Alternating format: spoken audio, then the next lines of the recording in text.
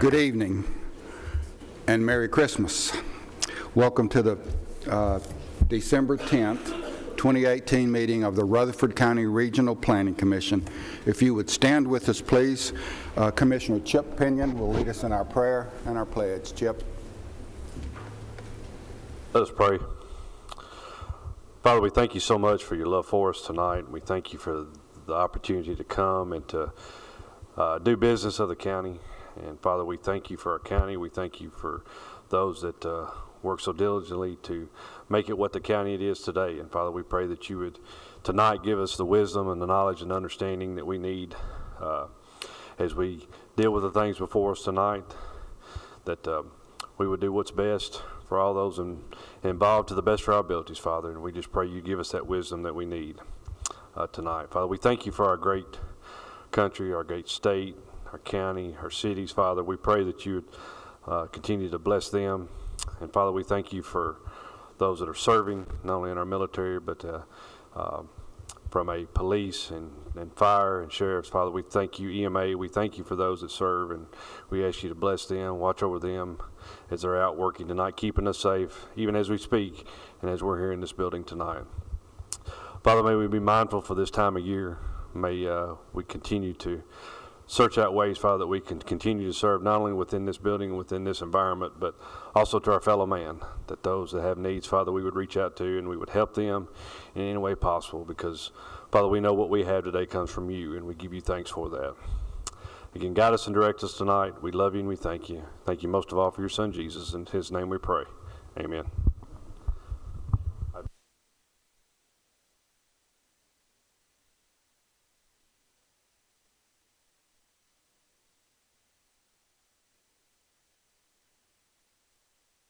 Thank you. You may be seated. Call the roll, please, Gail. Rhonda Allen. Here. Jim Averwater. Here. Lee Bogle. Here. David Jones. Mike Cush. Present. Craig Lynch. Chip Pinion. Here. Charlotte P. Here. Pettis Reed. Here. Mike Vaught. Jeff Phillips. Present. You have a quorum. Thank you, Gail. At this time, we need to review the minutes from our August 27th meeting. I'll call on our Vice Chair, Mike Cush. Thank you, Mr. Chairman. I have reviewed those minutes of that particular meeting, and I find those in order, and I have already signed and approved, so I would submit those to the archives. Need a second? Second. Thank you. All those in favor of approving the minutes from our August 27th, 2018 meeting, please say aye. And motion carries. Thank you. We have one item that has been withdrawn from tonight's agenda, and that is item C3, submitted for site plan approval, item number 18-3029.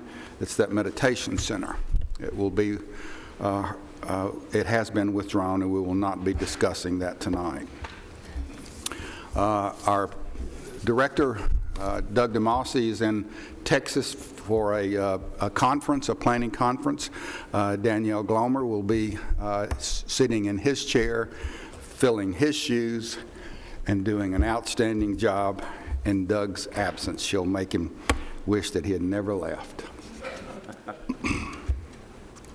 Getting on with the agenda, under item 6, new business, 6A, items that are submitted for preliminary plan approval, 6A1, item number 18-1015, Staghorn subdivision, 123 lots on 62-plus acres, zoned PUD, located along Midland Road. Larry Smotherman for Staghorn Partners is the applicant. Danielle. Thank you. Staghorn subdivision 18-1015 was, the property was rezoned in 2016 of September to a planned unit development. Staff has reviewed the preliminary plan and find it to be consistent with the PUD pattern book. The property will be served by both fire hydrants, a combination of fire hydrants and sprinkler systems. The applicant proposes one of the concerns that we've had, the outstanding item that we'd like to to resolve is the location of the kiosk. It's going to be located on Lot 14, which is a common area lot. However, we'd like to see some changes to the site plan that they identified. A couple of the issues were that it's a 123-lot subdivision, and they're only proposing 64 mail units, which that can be easily remedied, as well as there's some parking concerns or traffic circulation concerns that engineering has. Mike? Right, and mainly it's just having the parking spots back into traffic. We'd rather not have that situation. The amenity lot, Lot 14, is going to be a tot lot there, so we're just going to ask them to maybe put an internal parking lot there to keep cars from having to back onto the through lane. So, but that's mainly a construction plan issue and shouldn't affect the preliminary.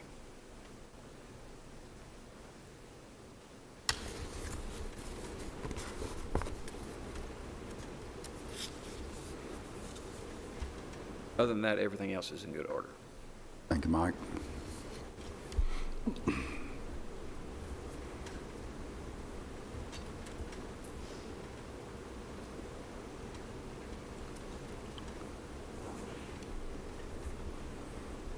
Daniel, you're good as well? No other issues yes. outstanding that can't be handled administratively? They can't be handled administratively, you're good? Absolutely. All right. Mr. Chairman, make a motion to approve, subject to all staff comments. We have a motion and a second to approve 18-1015 Staghorn subdivision. Questions? I just have one question. Danielle, I'm familiar, obviously, with the acronym PUD, but what is PUDE? What is the E? Where is it listed? There's a public utility and drainage easement, I think that's what that is. Open space and public utility and drainage easement. Other questions? All those in favor of that motion to approve, please say aye. Opposition? The motion to approve carries. Thank you. Item 6A2, 18-1016, Nature Walk subdivision, Section 3, 8 lots on 2+ acres zoned PUD located along Beulah Rose Drive. A&R Land Investments are the applicants. Danielle. Thank you. This section of Nature Walk was added to the PUD. The PUD was amended in September of 2018, and it provides for 8 additional lots, with 7 of those lots being residential. The applicant proposes to, the plan is consistent with the preliminary, or the concept plan, the PUD pattern book. However, the applicant will still need to submit a site plan for the location of the kiosk. This section will need to receive mail at the kiosk rather than the remainder of the subdivision. And we found the proposed plan consistent with our pattern book. We found it to be in good order. Right. So- And I think what they're planning on doing, there's a proposed amenity area down here in a Section 1, I think, of Nature Walk, which will encompass the mail kiosk for the entire part of Nature Walk subdivision. If I understand it correctly. Should be in this area right here for their amenity center. Oh, I'm sorry. They are proposing an amenity center to go in this area, and for what I've been told, or for what I understand, I should say, mail kiosks will be in the amenity center, and Nature Walk Section 3 is proposed in this gray area here, so it's not that far of a distance, and it should be able to handle the mail requirements.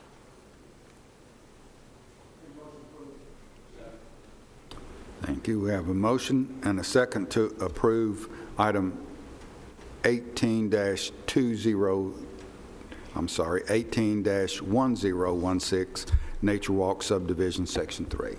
Other questions? All those in favor of that motion to approve, please say aye. Is there any opposition to that? Motion to approve carries. Thank you.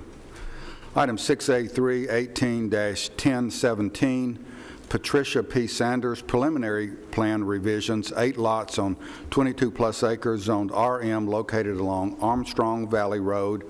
Mitchell Bowman for Michael's Homes is the applicant. Danielle.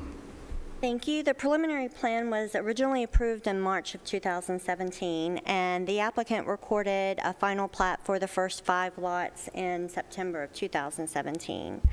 And after there was a detention pond plan for one of the lots. However, it was determined that the pond that was planned would not function properly, and so they have eliminated the detention pond. And this is the preliminary plan. We are going to consider the final plat later on this evening. The applicant is awaiting a letter from the USPS regarding mail delivery. This is along Armstrong Valley Road where they have curbside mail delivery, and we would make any approval subject to receipt of that letter. Did you have anything you wanted to add? Several of the lots will require minimum pad elevations, which they can handle with a local elevation certificate. Armstrong Branch flows right in this area here, and just to protect the homes, we asked them to evaluate and set a pad elevation to protect them, rise them up in case of floodwaters. The pond itself, the lots are rather large. It's 4.5, 3.5. Just most of them are 2 acres and above, way over 2 acre average. So we figured that going from crop, pasture land to lawns and some remaining pasture lands would offset the increase in impervious areas. So we felt that a detention pond would be more of a hindrance than an actual benefit.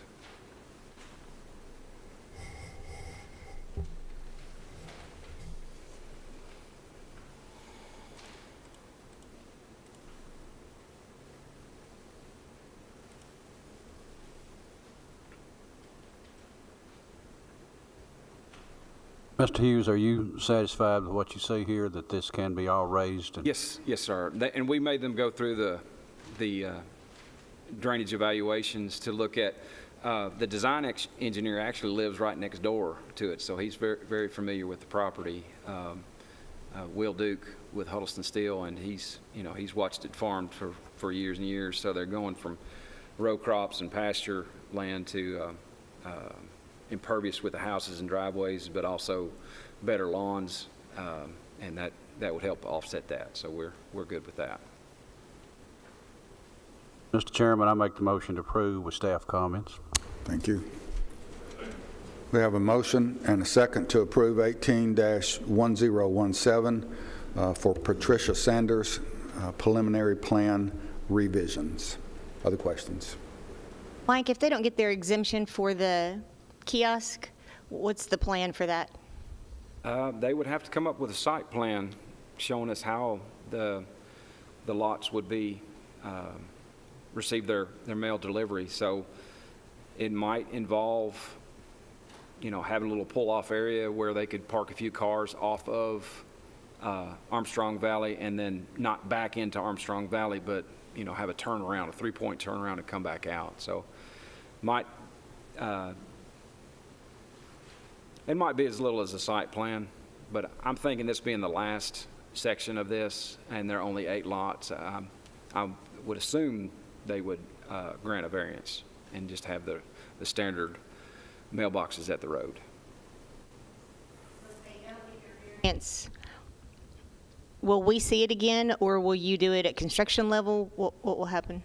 Well, we would have to receive a site plan for that, and then the final plat, whichever lot or lots it would impact would have to have an easement or something, or a smaller parcel or something, just to be owned by itself. So So,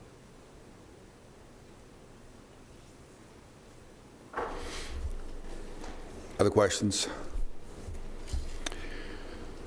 We have a motion and a second to approve 18-1017. All those in favor of that motion to approve, please say aye. Any opposition? Motion to approve carries. Thank you. Item 6B, submitted for final plat approval. 6B1, 18-2035, Clearview Acres, Section 1. This is a reapproval, 76 lots on 62-plus acres, Zone PUD, located off Walnut Grove Road. 3BC is the applicant.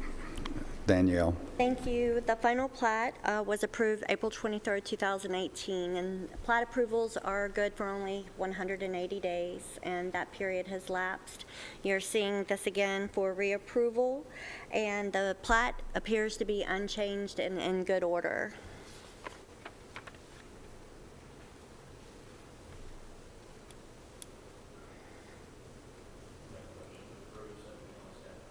Thank you. We have a motion and a second to approve the reapproval of Clearview Acres, Section 1. Any other questions? All those in favor of that motion to approve, please say aye. Is there any opposition? Motion to approve carries. Thank you. 6B2, 18-2036, Cascade Falls, Section 6. This is also a reapproval, 32 lots on 16-plus acres, Zone RM, located on Cascade Way Drive. Mike Hollingshead is the applicant. Danielle.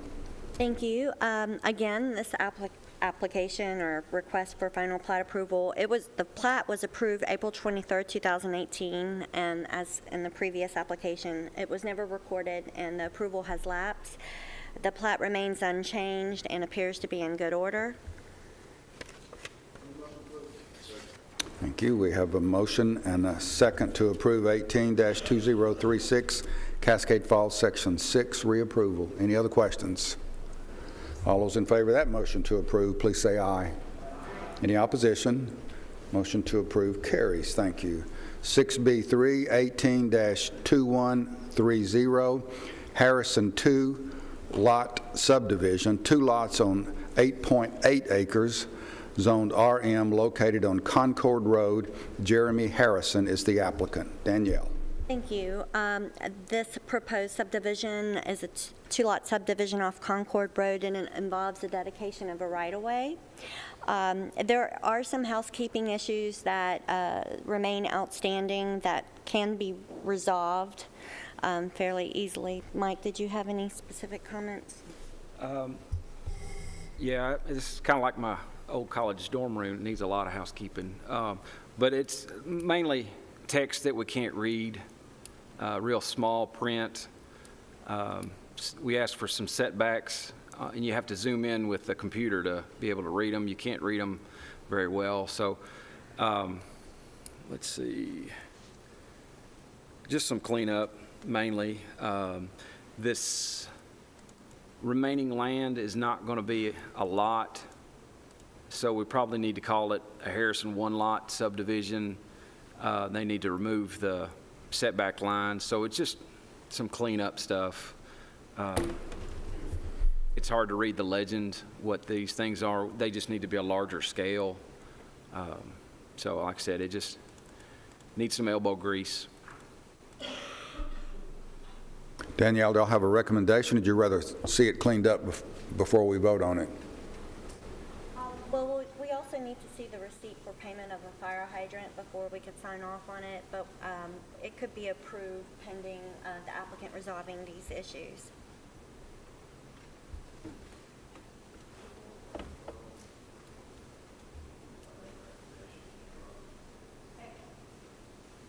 We have a motion to defer and a second. Any other questions? All those in favor of that motion to defer, please say aye. Any opposition? Motion to defer carries. Thank you.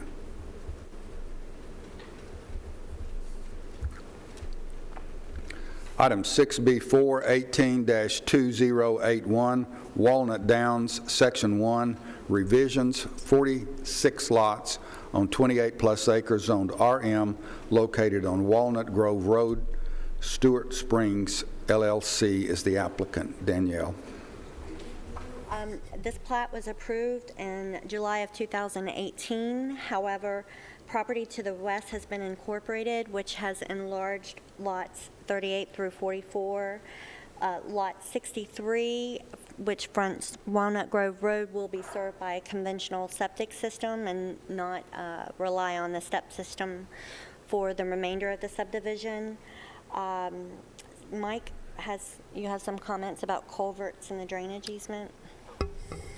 Yes, there's a large drainage easement that flows through this area, through the middle of these lots, that used to be the back of the lots. So I just ask that they provide drainage culvert sizes for these lots, so if somebody wants to use this back part of their property, they'll know what size culvert to put in. Let's see. The drainage easement on 45 and 46 is kind of skewed. It doesn't parallel the property lines. I just ask them to tie that down a little bit. They have done that. Never mind that. They have done that. I didn't see that earlier. It was real small. Let's see. And then the mail kiosk, like I said, it's this is one of those transition subdivisions that was originally set up before the mail kiosk requirements. They're proposing their mail kiosk to go on Lot 1 in the corner, and we just need to work with the design engineer on that. They're proposing to back into Rhonda Drive, and that's not our preferred method to somebody pull in and have to back out on a through street here. So we'll have to work with the design engineer on that. But other than that, it's a good shape. Could you explain about some of those lots being on a step system and some being on a septic system and homeowners association? How does all that work? That is something that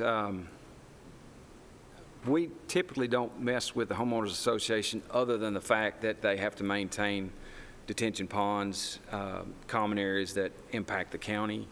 But if this is part of Lot 63, for instance, is part of the subdivision, they will have to be part of the homeowners association and pay dues and whatnot to be part of the subdivision. So other than that, they don't have an amenity area like some PRDs have. So that's why we're having to sharpen our pencil and look at ways to provide kiosk locations with the design engineer. The homeowners association will have to maintain wherever they decide to put the mail kiosk. They'll be responsible for maintaining it, the mail kiosk. I have a couple of questions. On note 22, it says one of the things listed that's the responsibility of the property owner is mailboxes. That should say mail kiosk then. Wait a minute. No. That's so that note means if there's a piped drainage system, drainage easement, somebody builds a driveway over our piped drainage easement or plants trees or something like that, and we have to send a repair crew in to dig up the pipe or work in that drainage easement. Any of these improvements that are inside our drainage easements will be the responsibility of the homeowner to replace, not us. So either we tear up their landscaping, mailbox, or anything that's in our drainage easement, it's on them, it's not on us. I'm just thinking this is probably cut and paste language It prior is. to kiosks. It is. And so I just think probably mailbox needs to be removed if we're going to have a kiosk. Right, we could get them to remove that. And then along those same lines, we're talking about drainage. Those lots that were extended, where there's going to be a drainage easement down the middle, and you were saying you want to know the culvert size, so if any particular property owner would want to install one, would it not make more sense to just already have a culvert, because, I mean, you're cutting off half of their backyard. Right. Would it not make sense, instead of just the ditch there, to go ahead and have a culvert installed? Yeah, I mean, it would, that's something we could talk with the design engineer and the development team on that, but, because, yeah, if we leave it up to the homeowner, he's gonna throw in an 18 or a 15-inch when it should be a 30 or whatever, so it's probably not a bad idea to address that on the front end. Or he won't do one at all, and he'll just fill it in with dirt? Or- Right, or just, yeah. I mean, because, and I guess it wouldn't be that big a deal, but that's a long easement, which means it's obviously needed. So I think it would be cleaner to go ahead and have that installed on the front end. And then that way those backyards could just already be level. Yes, right. I suppose my only concern on that issue is going to be that drainage easement is going to be draining those yards into that drainage easement and out.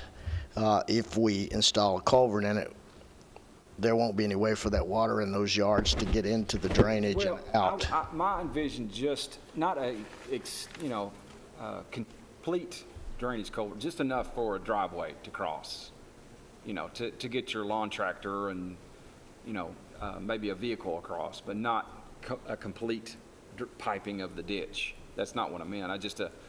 Like a driveway culvert, essentially. Well, I'm assuming you've seen the elevation sheets Yes. so And you I can can tell pull how up much fall is in this area. I mean, is it the kind of thing that's going to is that deep enough to get? I'm assuming you want like an 18-inch culvert there. I mean, is that ditch that deep? If this is just a swale, it may not even be that deep. It might just be a few inches. Well, I'll need to look at that, but, yeah, like I just envisioned to be able, Mr. and Mrs. homeowner, to get from one side to the other. Don't leave it up to them to install, but, like Ron said, go ahead and install it, have it done. And since it's outside of our right-of-way in a private piece of property, they will allow that the high-density polyethylene pipe. We don't have to do a concrete pipe on there. Is this something that you could address on the construction drawings, or do we need to have it mentioned now? We can have them add a note in there, and before we release these lots for construction, make sure that these are installed prior to these being released, if that's what you all want to do. My thinking is just, and I like Jim's point, I hadn't thought about that in terms of that backyard. As long as, you're the expert, as long as it meets the drainage as you see fit, I'm comfortable with. Right. So So if I you can just do it in envisioned- construction drawings, I'm fine with that. These lots are 100 feet wide, so I'm thinking, 12, 15 foot, just enough to get a vehicle across, and then you'd have open sections of ditch in between them, so the water can still drain to it if need be. Mike, I missed what you said about the kiosks. Where is that? They are proposing to have it right here in the corner of Lot 1. But their original intent was to have like 2 or 3 spots, and just have them back out into Rhonda Drive. Pull up, get your mail, and then back out. So Doug and I aren't very keen on that, especially this being a through street near an intersection. So we're thinking they just need to work on that, maybe do some parallel parking or something. Their argument was, well, what if you're coming in and you can't park on that side, you have to go all the way down and come around. We just told them they need to sharpen their pencil and come up with a better plan. Mike, I don't see any plan. It's not shown here. It will be on this, Lot 1 is a all common area. So this is under the control of the homeowners association as well. Are you saying we need to show a kiosk easement? Some plan on paper for the. Yes. They have sent a plan, but like I said, it was perpendicular parking you know, then I'm not a big fan of. So we just need to work with a design engineer on coming up with a better layout for that. Mike, while we're talking about mail kiosks, this is one of those things that could be argued either way. In my mind, isn't it more likely that you're going to stop and check the mail on your way home than on your way out? Well, And so I just wonder if there's not some value to having it on the right-hand side of the road. And maybe not all the time, because we left some loose language in the mail kiosk guidelines so that it could be Right. site-specific. But I'm just thinking pragmatically about how that's going to be used. And, Right. that may not even be an area of concern, but I'm just thinking when I check the mail, when I go to the mailbox, it's usually on my way home, not on my way out. Right. Well, this is going to be a new learning experience for everybody. My mail carrier doesn't show up till 2 or 3 o'clock, so my mail doesn't come till afternoon. So I would probably check it when I'm coming home after work, but maybe I could just check in the morning the next day. So I don't know. It's just going to be a learning experience for everybody. Mike, this is, I mean, all this mail kiosk, I mean, It's a curveball. out in the dark. I mean, we It's a don't curveball. know what we're doing. So how do we know that they know what they're doing? So Well, we asked for examples, and they just said make it happen. if we, I mean, this is a final. This is a final, and if we did approve this tonight, I mean, it would have to be contingent upon you working all that out, not the homeowners association. You working that out with the Right. kiosks. We will require a site plan for that mail kiosks, and so that's something that has to get approved before Doug will sign off on this plat. So if y'all approve it tonight, subject to approval of these other comments and the mail kiosk, he won't sign it until he's happy with what he sees for that. So, I was out here last week. They still have a lot of work to do, so they're not ready for releasing lots. They're still a ways off. But other than the few items we mentioned, the plat is in good order. And like I said, Doug won't sign it until he's happy with the site plan for that. Well, and I guess I was thinking the same thing that Charlotte was, which was I thought we were going to see the site plan. I think you will. You're right. I misspoke. So you'll see it. Right, and typically I would like to see it before we do a final, for Craig's very reason, a final is a final. Yes, ma'am. I'd be happy either way. So, like I said, they're nowhere near close to releasing lots for home construction, so they've got a ways to go.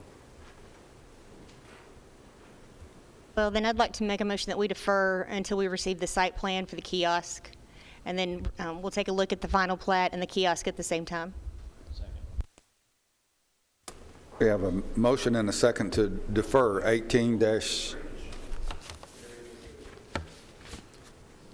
I meant to include in my motion the drainage and the culverts as well. Thank you. Thank you. We have a motion and a second to defer 2081 Walnut Downs, Section 1. Any questions? All those in favor of that motion to defer, please say aye. Any opposition? Motion to defer carries. Thank you.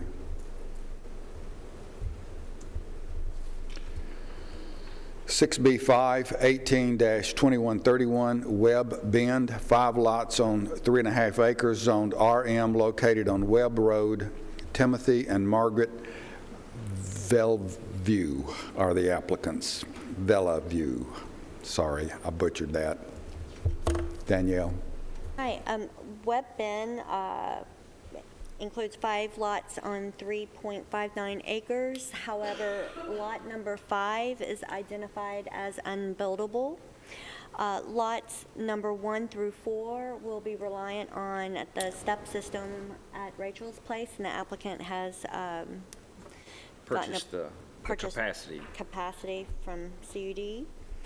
And we find the plat to be in good order with the exception of they need to locate the step tank placements on lots 1 through 4 in a manner that's consistent with CUD's requirements. Danielle, I'm sorry to interrupt you. I can't hear you. I can't hear sorry. anything you're saying. Okay. They'll need to work with CUD to identify the step tank easements consistent with CUD's requirements. And I understand that CUD is also reviewing construction plans for the construction of the force main to the step system in Rachel's Place. And obviously that will be remedied prior to a final plat signature. And Mike, you had some concerns about a drainage easement? Well, a couple things. These lots are smaller than 2 acres, obviously, about .89, 88, 87, thereabouts, 85. So we've asked them to add a note saying that each lot will need an individual lot grading plan, some kind of stormwater treatment, rain garden, something to offset the increase in runoff. And then also, there's an existing twin 18-inch culvert underneath Webb Road that kind of flows across Lot 4 and 5 to drainage culvert right over around the corner. And we've asked them to show us the drainage path that the water can continue to go around 4 and into 5 and leave room for a house. But that's a minor thing. Also, it should be noted if in the future they decide that they can find septic soils or purchase additional capacity in the step system on Lot 5, which is marked unbuildable, it would have to be replatted in the future. And I'm sorry that I wasn't able to hear everything you were saying. Did you say 5 is unbuildable because of soils? It doesn't have suitable Well, soils? they've not identified any soils, and there was not a adequate capacity to serve it through the step system. Also, the applicant has indicated to us, since they own the property directly across the street, that it will provide some kind of visual buffer for them. Yeah.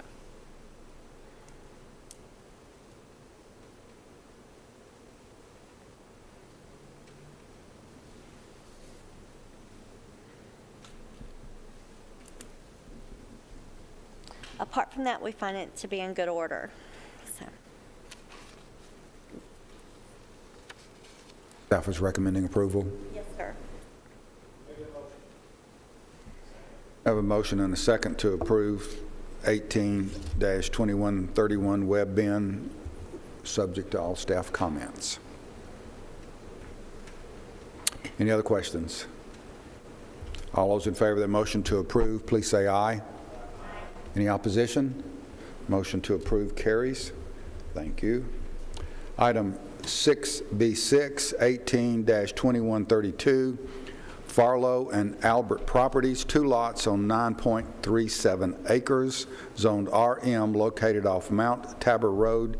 Jeffrey and Jennifer Farlow, Frank and Willie Albert are the applicants. Danielle. Okay, Farlow and Albert Properties, 182132, involves 2 lots on 9.37 acres. They are not creating a building lot. They are simply exchanging some land between each other to remedy an encroachment of detached accessory structures onto the properties. And so the plat actually corrects that encroachment, but since there is a dedication of right-of-way on Mount Tabor Road, it requires your approval. We find the plat to be in good order and recommend approval. I have a motion and a second to approve 18-2132 Farlow and Albert Properties. Any questions? All those in favor of that motion to approve, please say aye. Opposition? That motion to approve carries. Thank you. 6B7, 18-2134, Lane Baker Bear subdivision, 2 lots on 2+ acres, zone RM, located on Browns Mill Road. Lionstone Homes is the applicant. This includes a fire hydrant waiver. Danielle. Thank you. This plat's creating 2 additional building lots with the remaining acreage being reliant on a portion of Lot 1 for an access easement. Since lots 1 and 2 just have over 50 feet, it leaves the remaining acreage with, I think, slightly over 35 feet. And so if you look on Lot 1, there will be an access easement that's shown that renders the remaining acreage compliant with our regulations. This plat is coming before you because CUD has indicated that a fire hydrant cannot be supported at this location. And we find that they've addressed all of our comments. However, we'd like to see them tie down the distance to the nearest fire hydrant on the plat. That's just administrative. They can make that change. We recommend approval. Yes.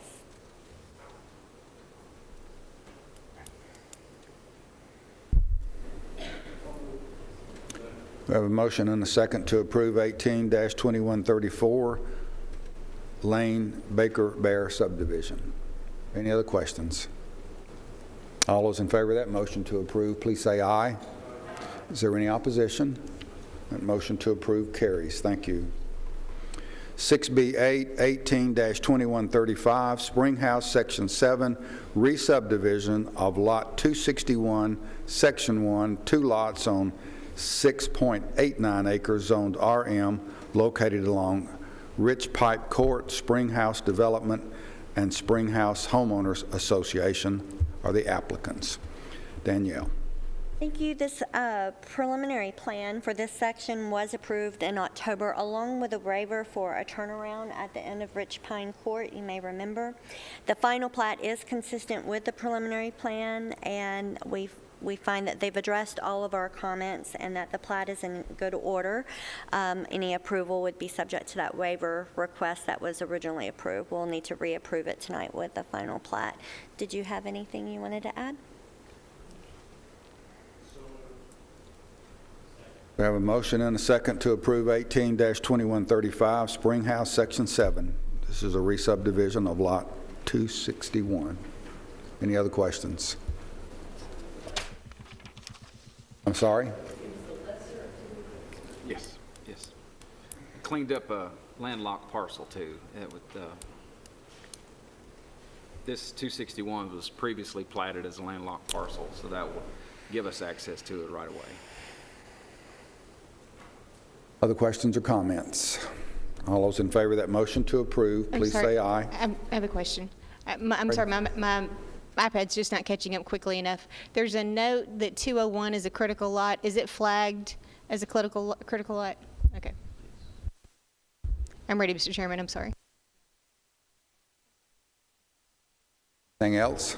Required to have a critical lot grading plan submitted, reviewed, and approved by the county engineer prior to a building permit. It should be prepared by a professional engineer. Anything else? All those in favor of that motion to approve, please say aye. Any opposition? Motion to approve carries. Thank you. 6B9, 18-2137, Patricia P. Sanders subdivision, Section 2, 8 lots on 22-plus acres on RM, located along Armstrong Valley Road. Mitchell Bowman and Michaels Homes are the applicants. Danielle. Thank you. We reviewed the preliminary plan, which eliminated the detention pond lot, and this is the final plat. I know that there was some discussion about a mail kiosk. We are waiting, or the developers are waiting the letter from the USPS and regarding the mail delivery. However, and to respond to your question again, if they were to be denied, you would probably see an amended plat or an amendment to the specific lot that they choose to place the mail kiosk on. And we find the plat to be in good order. In order for consistency, I would like to withhold voting on any final plat till we know whether or not there's going to be a mail kiosk. The post department's been pretty responsive, haven't they? I mean, it seems like when we've talked about this, people are finding out pretty quickly if they're going to get that waiver or not. It's been a few weeks with the post office. I mean, not terribly long, but 2-3 weeks sometimes. I don't know if they've got a letter back yet or not. I would like to make a motion, we defer on a vote on the final plat until we see a site plan for a kiosk or know whether or not the waiver's been granted. We have a motion and a second to defer. Other questions or comments? All those in favor of that motion to defer, please say aye.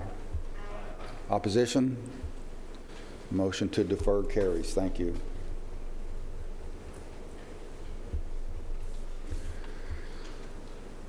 Item 6C, submitted for site plan approval, 6C1, 16-3023, Henley Propane Mini Warehouse additions and revisions, new construction of 18,400 square feet of general personal services space. These are for mini warehouses on 8.1 acres zoned LI, located along Franklin Road, State Route 96. Brent and Chrissy Henley are the applicants. Danielle. Thank you. You originally saw the site plan and approved the site plan back in 2016. However, permits were never issued. The applicant is here before you today with a revised plan that actually reduces the building area by 11,000 square feet and increases the area designated for RVs and boats. For the most part, all of the comments have been addressed. However, Mike, you do have concerns about a retaining wall? Well, they did add a note stating that a structural engineer will design a retaining wall. Let me get to the...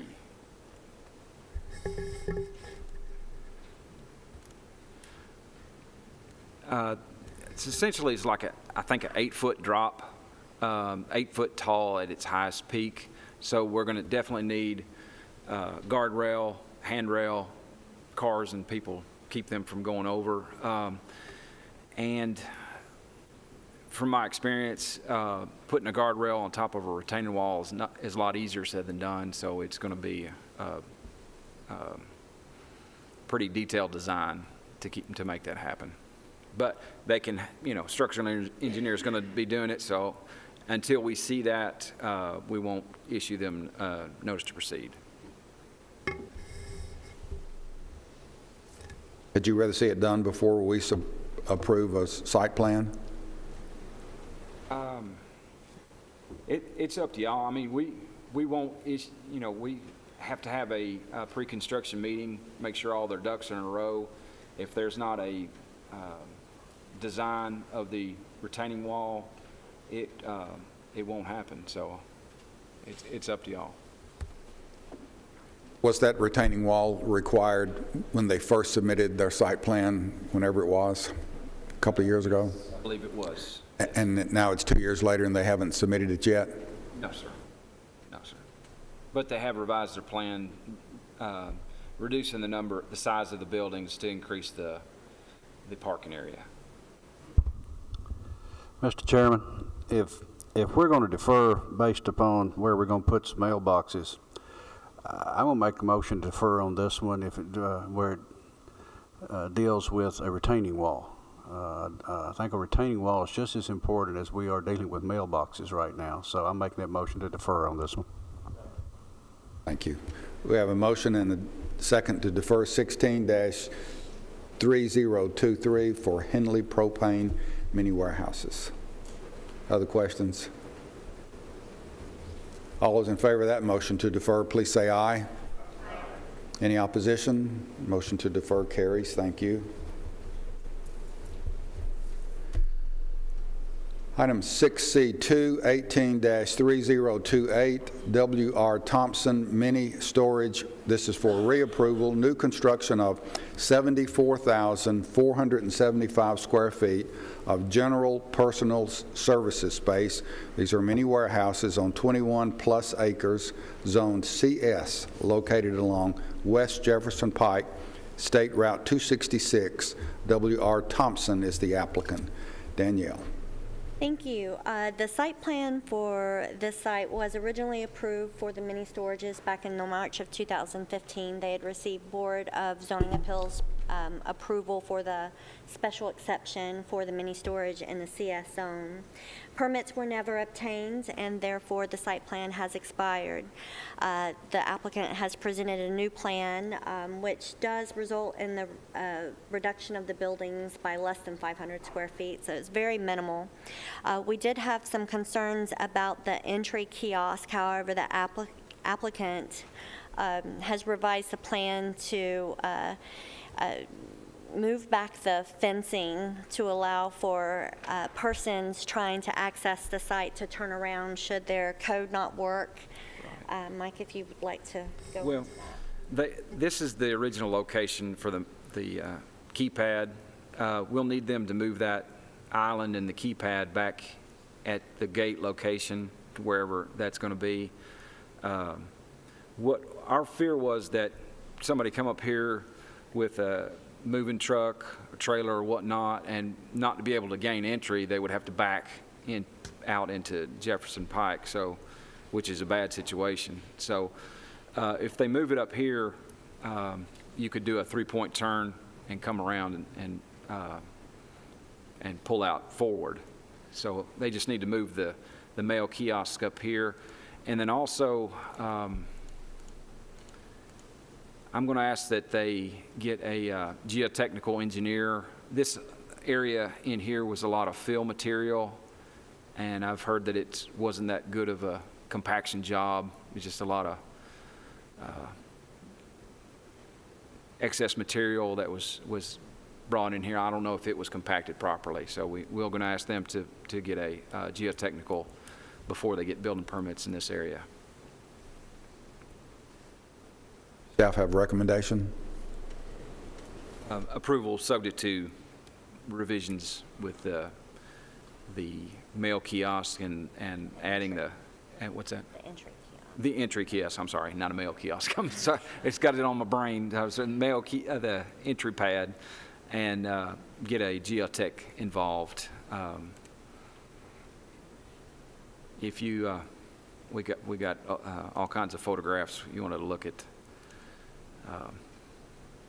Mike, Where it was, material was brought in.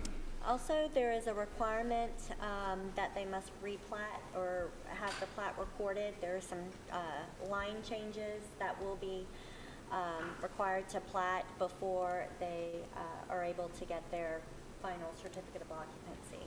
But that can be done after approval of the site plan. Mike, in the tributary, you've got a note that says CMP under drive to be removed. What is that? Well, they have a small, I guess originally there was a way to cross the creek earlier. It's an existing culvert. It's way undersized. They're going to take that out and put in essentially a box culvert right here. And it's pretty good size too. It's on one of these pages.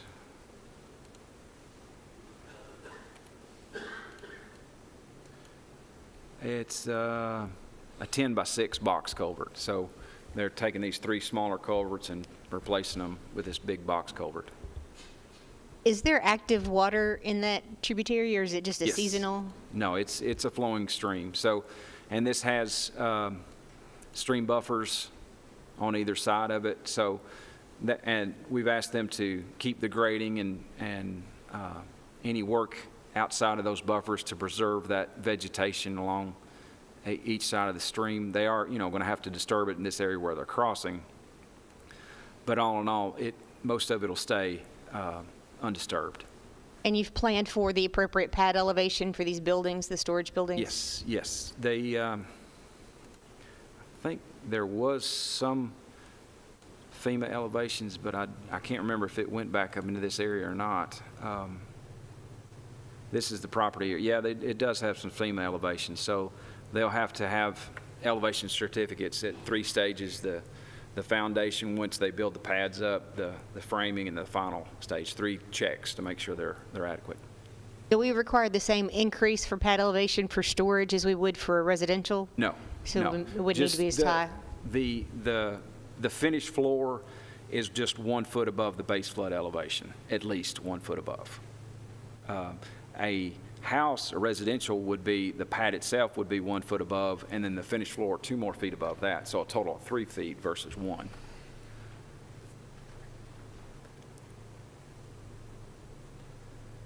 But other than those few things, I think it's in good shape. We beat them up pretty bad the first go-round, so I think they've got it pretty good.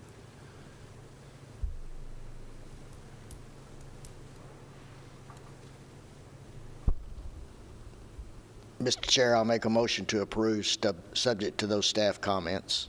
Thank you.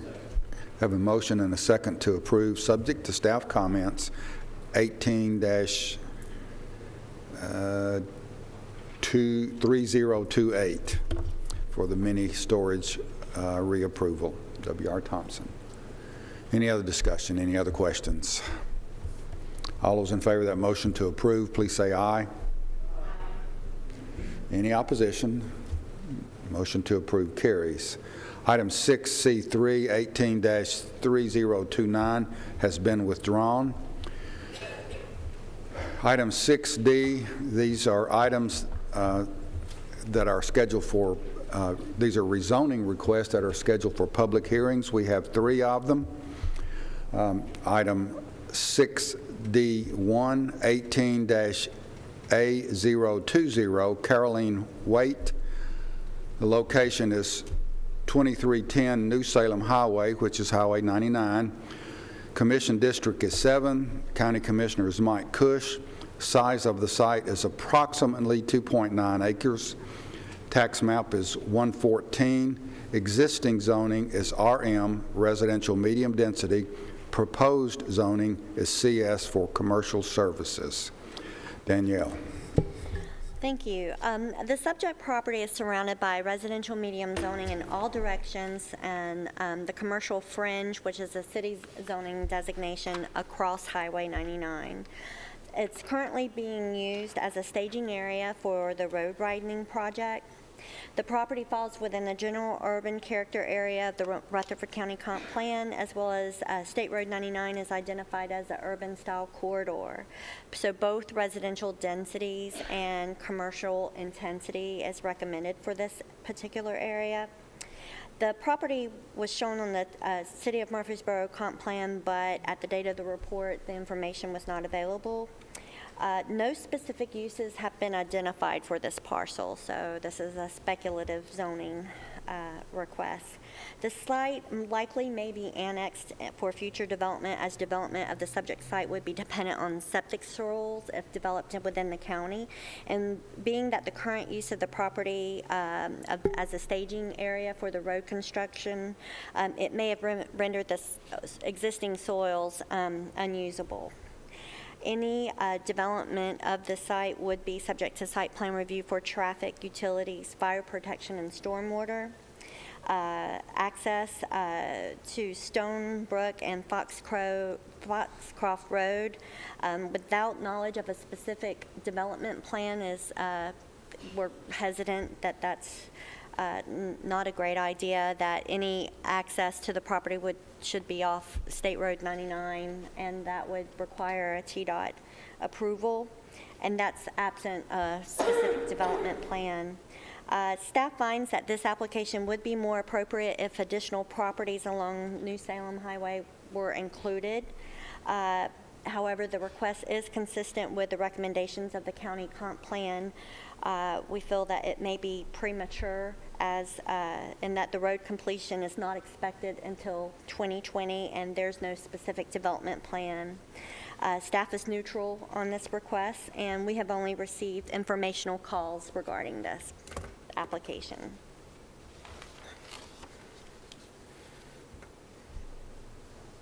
Any questions for staff? Is the applicant available? Applicant here, would you please come forward?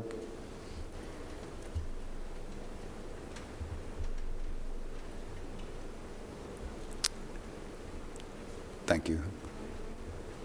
Chairman Phillips, Planning Commissioners, my name is Clyde Rountree with Huddleston Steel Engineering. I'm here on behalf of Carolyn Waite, who is the applicant. And some of the staff concerns that we'd like to address that were listed in the report. The first one being the staging area for the road construction. Mrs. Waite, her husband was a developer here in town for a long time, so she still carries kind of his philosophy that, development's good, and we want to assist in any way we can. So allowing them to stage on her property was really something consistent, what she believes in based on her history with William. However, she's smart. She made sure that where they did do their staging area was not anything that would contaminate the soils area. She wanted to make sure where they put their trailer was an area that was already compacted. They tore down the existing house that's shown in the photo, so that's no longer there. So she said there has been no contamination to the existing soils fields, and she feels confident that they're going to be intact. Knowing that it's going to go commercial, she also feels like there's more than enough area to serve commercial development there as far as the soils are concerned. So that's one thing she wanted to make sure that we clarified, is that she was very, very committed on the front end to make sure that how they use that property wouldn't do any sort of compromise to the soil system, soils availability. The second thing, as far as the adjoining properties, we did have a meeting with the adjacent neighbors, and everyone's kind of in a tentative state. If you went down that road right now, a lot of those properties are listed for sale with potential commercial development as kind of their theme, and we know it's going to be a commercial area eventually. So after having that meeting with the neighbors, probably had about 11 neighbors show up. They're all in various stages of where they are as far as wanting to sell. The neighbor directly across the street from them, as far as on her side of the street, but a little bit closer to the interstate, he's got a large land holding. He's put a lot of investment in his home, so he's going to hold for a long time in terms of future development for commercial. A lot of the property heading south, they're all kind of in that tentative state, and so Mrs. Waite, basically, it just feels like she's going to have to be the one to kind of get the ball rolling in that direction. But with that in mind, the staff recommendation about waiting for the road to expand, she's in a position, really, she's a joint owner of this piece of property. She is William's, I guess it's her brother-in-law, who's the other owner. They're out of state. They're in their 80s, and this is really an item of, as far as she's concerned, it's kind of a cleanup item. She knows it's going to be commercial eventually. She's at a point in her situation. William passed away last year. She's just trying to kind of move on with this piece of property, trying to get it zoned properly so she can kind of be out from under it, basically, and so they can use the earnings to help support her family members that are out of state but in need of the money as well. So those are some of the concerns about timing as far as the road expansion, why now, and definitely as far as staging for the road construction, she wanted to make sure that those soils areas weren't contaminated. She is requesting that we can go ahead and move forward with commercial services, and that's kind of the explanation, at least addressing staff's concerns. I'm available for any concerns you may have currently.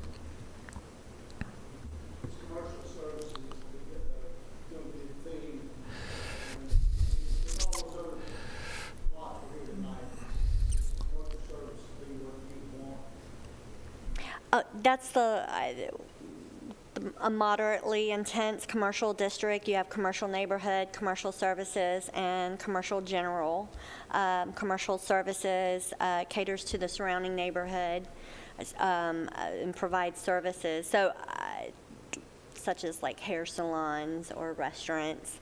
It can be seen as somewhat of a transitional commercial district. It's not as intense as commercial general, and you do have that land use pattern that's being established along New Salem Highway that includes the commercial fringe, which is identified on the city zoning map. Yes, sir. We were a part of the rezoning across the street that is in the city, and that's commercial fringe, as Danielle mentioned, and it would be consistent with what that zoning would be.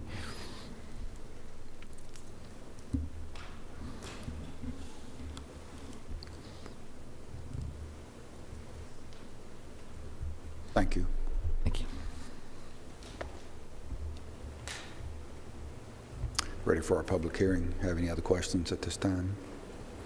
This time I'll declare the public hearing open for item 18-A020, Carolyn Waite. Anyone wishing to speak, please come forward.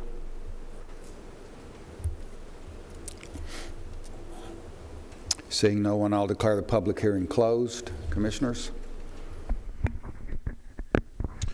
Mr. Chairman, if you don't mind, this is in my commission district, and I travel right by this property multiple times a day.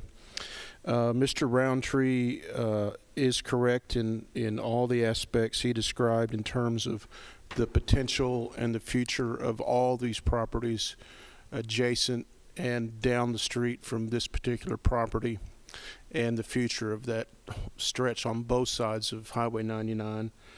Cason Lane, that intersection to my left, to your right, is the intersection of Cason Lane and 99, which is already a heavy commercial services intersection and expanding outward in both directions on 99. And Chairman or Commissioner Lynch also asked the right question.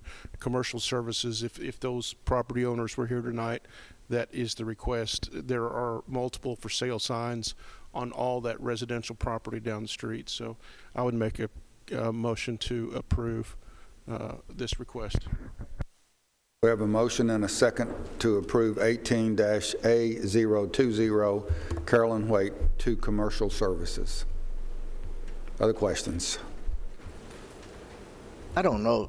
I don't have a question so much as an observation. I'm really surprised that none of the neighbors are here to voice their opinion, and I guess that makes me change my opinion a little bit. I just have concerns about all those homes being right in there, particularly this corner lot, the way that it goes into the residential neighborhood, and so now it's got houses essentially on surrounding it except for the frontage. And I wish somebody else had shown up and stated their opinion, because I think the commissioner in that district has a pretty good handle on, I guess, what the people feel like around there. So that maybe that changes my mind unless somebody else has some comments. I've had no negative calls on this, and I think everybody foresees that as the commercial corridor there, and they've either embraced or at least accepted the fact that that's the way the future is. So again, I've had no negative comments. Gotten any calls on this zoning? Only informational calls. I spoke with Doug and asked him what kind of calls we received, and no one indicated opposition or in favor, just inquiries.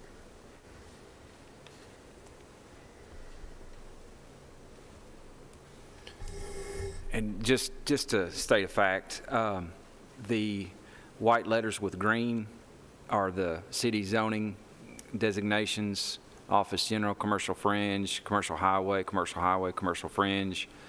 The white letters with the blue are in the county. This is all RM all around in this subdivision. And then over here at I think that's part of the World Outreach Church property. I could be wrong.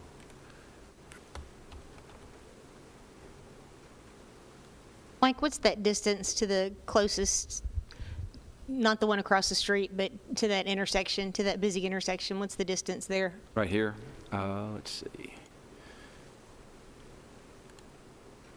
To the corner, about 1,600 feet.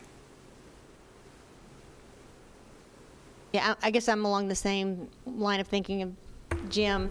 You know, I was perfectly prepared to vote no, just because when you tell me you've got no plan, no site plan, no road access, you know, and you need TDOT approval, and you've got a residential neighborhood, you know, stacked in there behind you, and you've got the staff using words like premature. My natural inclination is to say that it's not time yet. We're not ready for that. But given the fact that, you know, the city is all around it, and then the commissioners, you know, speaking in favor of it, and there is no citizen opposition, you know, I'll let it lie as well. But I too am surprised that nobody's shown up to speak against it. Any other comments?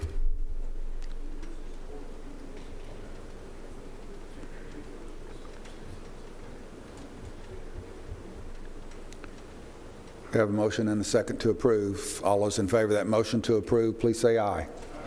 Any opposition? Motion to approve carries. Thank you. Item D2, 18-A021, Wayne Miller. The location is Blackman Road. Commission district is 9. County Commissioner is Joe Gurley. Size of the site is approximately 82 acres. Tax map 71. Existing zoning is RM, residential medium density. Proposed zoning is PUD, a planned unit development. Danielle. Thank you. This development proposes to establish a 203-unit residential development on the 82-acre site just off Blackman Road.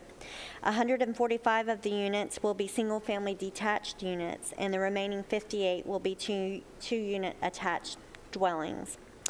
The minimum lot area for the detached homes range will be 65 by 135 minimum, and the attached lots will be approximately 55 by 135 feet minimum, which is 8775 square feet minimum lot size, square footage for single-family homes detached, and 7425 for the single-family attached. The development will be served by a step system, and we do have evidence from CUD that they can serve the step system. 2 access points will be located along Blackman Road, and the plan, if you can pull the plan up, will also show a connection to the Heatherwood subdivision.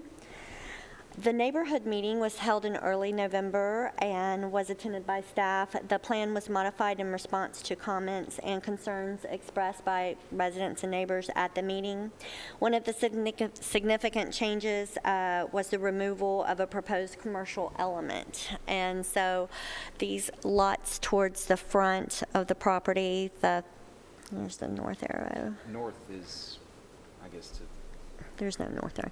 the left. So, I don't know if you have a pointer or not, but the lots here along Blackman Road were originally proposed to be a commercial element for the plan unit development, but after the neighborhood meeting, the applicant revised it to be single-family detached units. The plan is consistent with the Rutherford County Comprehensive Plan densities, and let's see.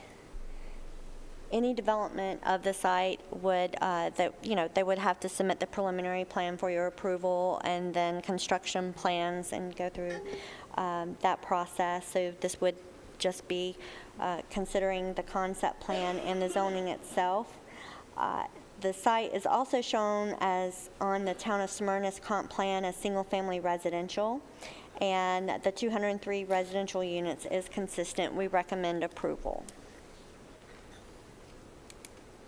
Now, even though we're at the concept plan stage, the applicant has discussed with us the location of the mail kiosk, and if you will see on the plan, the formal open space towards the center of the property, the kiosk area is planned for that, and you can see the traffic circulation's pretty, would allow for easy access to the mail kiosk and easy exit.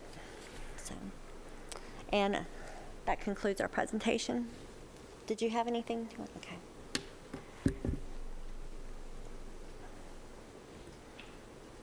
Any questions for staff? Applicant here?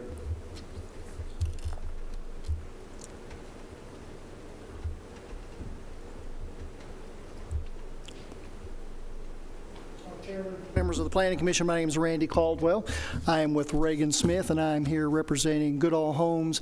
And I do have a couple of representatives here, Wayne Miller and Maverick Green from there, that will be happy to answer any questions as we discuss this after. If I can, I have a short presentation, maybe just go over some of the items that the staff has gone over. And I'm not used to looking behind me, so I'm a little discombobulated with that. So just bear with me with a second here. If you might go to the next slide, if you might there, Mike. Again, this just shows the design team here.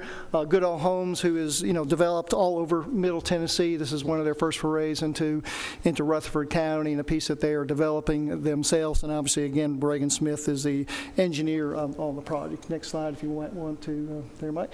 Again, I wanted to show this just to kind of show the site, particularly in aspect relative to its context regionally. Here you can see its proximity to I-24 and to 840. To the south is a Shelton Springs development, which is the large development that's being developed by Park Trust right now. You can see the neighborhoods that surround us. To the west, Jamison Downs, and to the east, Heatherwood, which is where a prominent amount of our residents that showed up at the neighborhood meetings was. Also, you can kind of see how Blackman Road goes down to Manson Pike, and that's kind of important as it relates to our traffic study, which I'll talk about further in the study. Next slide, if you might. There, Mike. Again, this just shows you again the current zoning on the property is being RM in the surrounding property. If you might go to the next one. Again, just the existing conditions that we're dealing with here. Again, you'll see up at the upper left-hand corner is basically the area we've identified for the step system. That's where the soils are. And again, we do have a will serve letter from CUD relative to that after our preliminary design for that. You'll see two access points that we are cognizant of. One is to the upper side, which is basically the turquoise lane that serves Heatherwood right now. And again, important to line up with Jamison subdivision with the Jamison Downs Drive there on the bottom side there. You can see there's a number of low points on the property that kind of identifies where the storm drainage is going on the property, but actually most of the storm drainage goes to that pond in the center of the property. At least that's where where the developable area we have, that's where the direction of that is going. So that's where we're going to have to kind of focus our stormwater management on the property and water quality, but we also have to account for some of those additional low points as you go around. As you see the site plan, we've kind of identified those areas as part of that. Along Blackman Road, we have roughly 2,300 linear foot of frontage, so it enables us the ability to get two access points, which I think is important relative to providing a couple different access points into the property, given the number of units that we have. We do have a will serve letter too from CUD relative to water, so that is not an issue with the property as well. Talk about the master plan a little bit. Again, we are seeking a PUD zoning on the property. Again, as Danielle said, we have 203 homes, 145 single-family lots, and 58 villas. Again, these are attached units on there. She mentioned the lot size, but basically it's almost a zero lot line associated with that, with two units per lot on there. Again, the step system up in the upper left-hand corner, you can see that. You'll see the various stormwater management areas that we've identified at those low points that I showed on the previous plan. You see the consolidation of the open space on the property. Again, the formal open space there is in the center of the property. Again, that is where the storm drainage is going. We're going to make a permanent pond with that. I'll talk a little bit further about some of the other components that we're including as part of that to make it as an amenity for the development. Again, you can kind of see the road network for this. Again, we're cognizant of connecting the turquoise lane and basically taking that through the property and lining it up with Jamison Downs there. Again, you'll see the second access to the right that we've got. And in addition to that, we've got additional connections to adjacent properties on there. So you can see we've provided connectivity to the adjacent properties in case they ever develop to give other routes out from the development. So that's basically the site plan on here. I'll go into a little bit more detail if I can on the next slide here and talk about other things. From a regional traffic perspective, again, this shows the Murfreesboro Major Thoroughfare Plan. Blackman Road is identified as a 5-lane arterial as part of this, so we're going to have to reserve right-of-way to account for that, 50-foot of right-of-way for that. As part of our traffic study, we did look at additional intersections in the area. The one thing that was identified, and I think Mike can probably reinforce this, but again, at Blackman Farms and Manson Pike right there, that has been identified that does meet a warrant signal without us even part of this development. That is in the city's plans to do that. Correct, Mike? You've had some discussions with the city. They did not make the Parks Group contribute towards that, nor I don't think they're going to be looking for us to do that, but that is an improvement that's going to be done by the city as part of that. Again, going to some of the proposed traffic improvements, again, that have also come out of our study. In addition to that, if you go to the next slide, Mike. Again, we're going to have to dedicate 50 foot of right-of-way on here to accommodate that 5-lane section at the end of the day. The other thing, and it did not meet a warrant, but we did hear from the commissioner for this district, we do have a continuous left turn lane that's going to be an additional lane basically built out there to provide left turning movements into the property. And because of the spacing of that and the speed of the traffic out there, basically that's just going to, again, end up being a continuous center turn lane along the property frontage. In addition to that, we are also putting deceleration lanes into the entrance coming in. Again, that's something that when we went through the neighborhood meeting and met with the commissioner for the district, felt was important to add that as part of this to manage the traffic coming in and out of the property. If you might go to the next slide, Mike. Again, talk about open space. Again, we have roughly a little over 8.89 acres of open space within the property. That is not inclusive of the septic field there, of the step system field. We focus that again in various locations, again along the frontage of Blackman Road there. Basically, we wanted to kind of protect that corridor a little bit, so we provided some open space so we could do some planting along there and do the entrance treatment that Goodall likes to do with their developments. Again, you'll see the central location with the pond in the center, and I'll show some images that will kind of show you what we have intended in there as well. And again, we provided some buffer to the upper side there as well, because those are lots that are directly backing up to us. There's also a low point there, so we want to manage the storm drainage there as well before it exits the site. We do have, in addition to just the open space, we are doing sidewalks on one side of the road.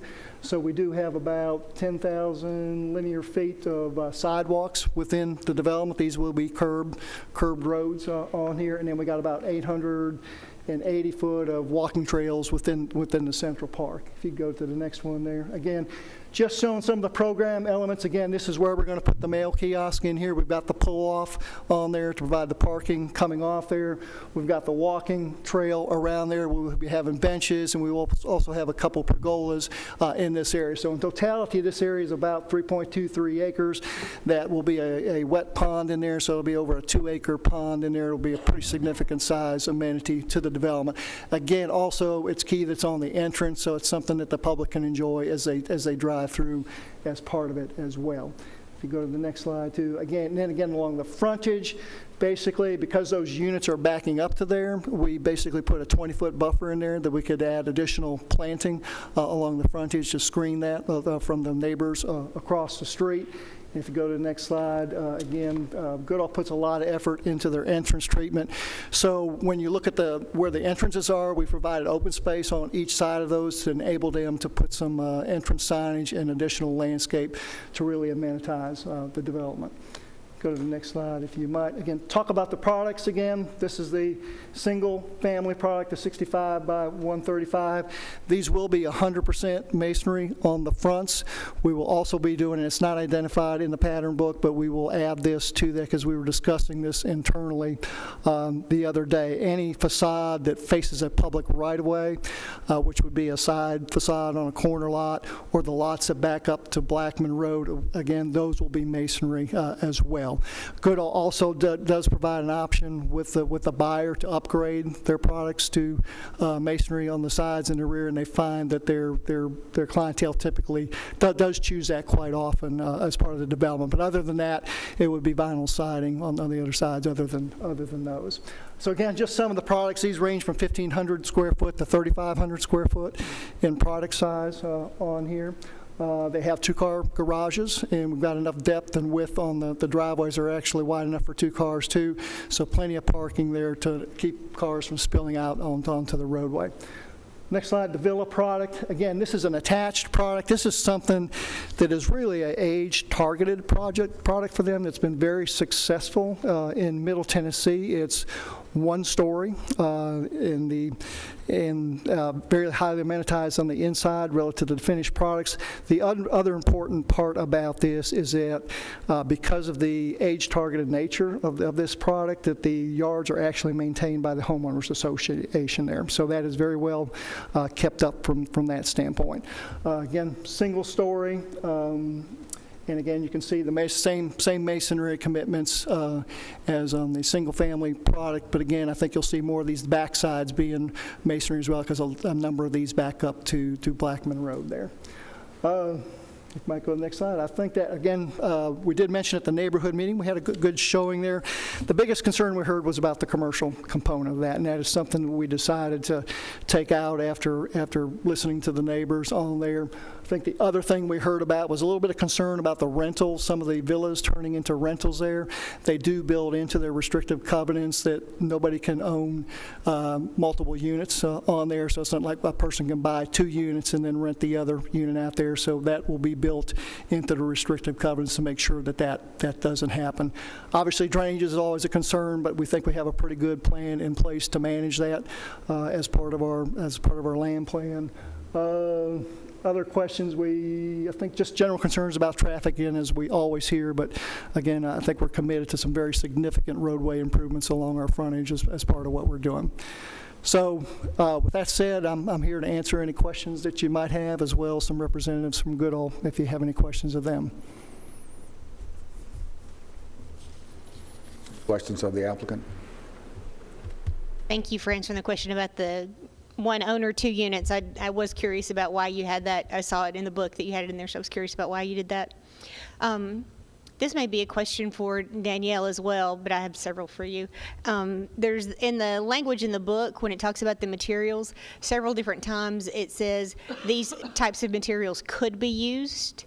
And and of course, we're not trying to make you commit to colors or anything, but when you say this is what could be used, in my mind, that makes me think something else could also be used. Mm-hmm. So when you said you're committing to 100% masonry, I just want to make sure that that's clear in the plan, that's your commitment. That is clear that we're committed. And I think the reason we put that, because it could be different combinations of brick and stone and other products. So we just wanted to make sure there was a little bit of leeway there relative to that. So we can change that language if that would make you more comfortable as part of the document. It's just when you're going with a PUD, everybody's tied to the master plan, and so I just want to make sure that we didn't leave ourselves a loophole there. Sure, I completely understand. Also, on the detention pond, I thought that a certain percentage of our open space had to be usable open space, and so Mike or Danielle, does using the detention pond in this way still meet the open space calculation? It was determined that it did. 50% of that 10% was demonstrated by the applicant. Because I like the trail, I like the layout, I like the idea of all of that, but it just seemed, for whatever reason, I had it in my head that you could not use like the step field and you couldn't use detention ponds as part of the open space. And that was really the only open space I saw was step field and detention pond. So you've checked that, you're sure about that? Well, it was found in the staff report that it met the open space requirements, but I can refer to the PUD regulations to see if there's a specific exclusion for. Yeah. We should double check for me, because I still have more questions for him. Certainly. And again, our point on that might be a differentiation between detention and retention. This is a permanent pond on here, so it is an amenity feature rather than what you might see as a dry detention pond. Gotcha. So I think that's where we were it trying to make the differentiation, on that. And I know you don't have to get to this level of detail on this plan, but I know you're using the step system, but the tanks for the villas, I didn't really see where you're going to have land space for those. Is there going to be enough yard space to have them in there? Because those look like really small. You're talking for CUD's criteria? Yeah. Yes, we looked at that. In fact, typically, Goodall does a 90-foot wide product, and we're talking about 2 lots on a product. We actually had to expand those to 110-foot width in order to make all that work. So we've looked at that in detail, yes. Because I know at one point, and I don't know if this particular setup would be appropriate for it, it may be more of a townhome type setting where they were even like breaking up and putting the tanks on the side in between units, so I didn't know. I just want to make sure that you've We did. In fact, good. when we met with CUD on the front end and we had these at 90 foot, they immediately flagged that was probably an issue, and we went back and looked at it to make sure that resulted in an additional width to the lots. And then on the sidewalks, you said that's one side of the road will Yes, have the ma'am. sidewalks? And then on the villas that are along Blackman Road, which way are they going to face? So they're going to face Blackman Road, or are they going to face the neighborhood? They will face the road on the interior there. And again, that's one of the reasons we put the 20-foot buffer along the edge there so that we could plant that with evergreen trees. But in addition to that, again, we're committed to doing the masonry material on the back side there. My questions, thank you. Okay, thank you. In the past, we've shown some concern about the percentage of each home as far as the masonry or something similar, brick or hardy board versus vinyl. The percentage, you say 100% on the front, but what would that relate to as far as the entire house? I'd kind of like to see that. And we've kind of made exceptions to vinyl homes that are a large percent vinyl, and 100% mason. I think they look great on the front, but you don't show any pictures of anything on the sides or the back, and I'd kind of like to get some idea of what the backs or the sides would look like without any masonry product on that. And I think we've used like 50% in the past. That is what we would like to see. It's not in our regs or any of those kinds of things, but some of us have a concern about so much vinyl. Once again, the front really looks good.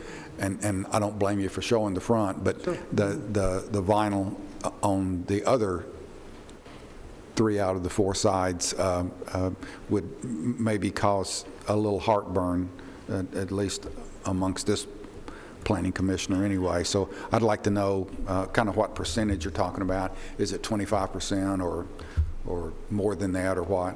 Yeah, Goodall may be able to answer that. And once again, I'm not belittling the plan. It really looks good. And I know this is the wave of the future, and we're looking at a lot of PUDs, but the vinyl has a little bit of concern for me. Sure. So, good evening. First, I'm Maverick Green with Goodall Homes. Thank you all for considering our plan and for the efforts you put into the community. It's definitely appreciated.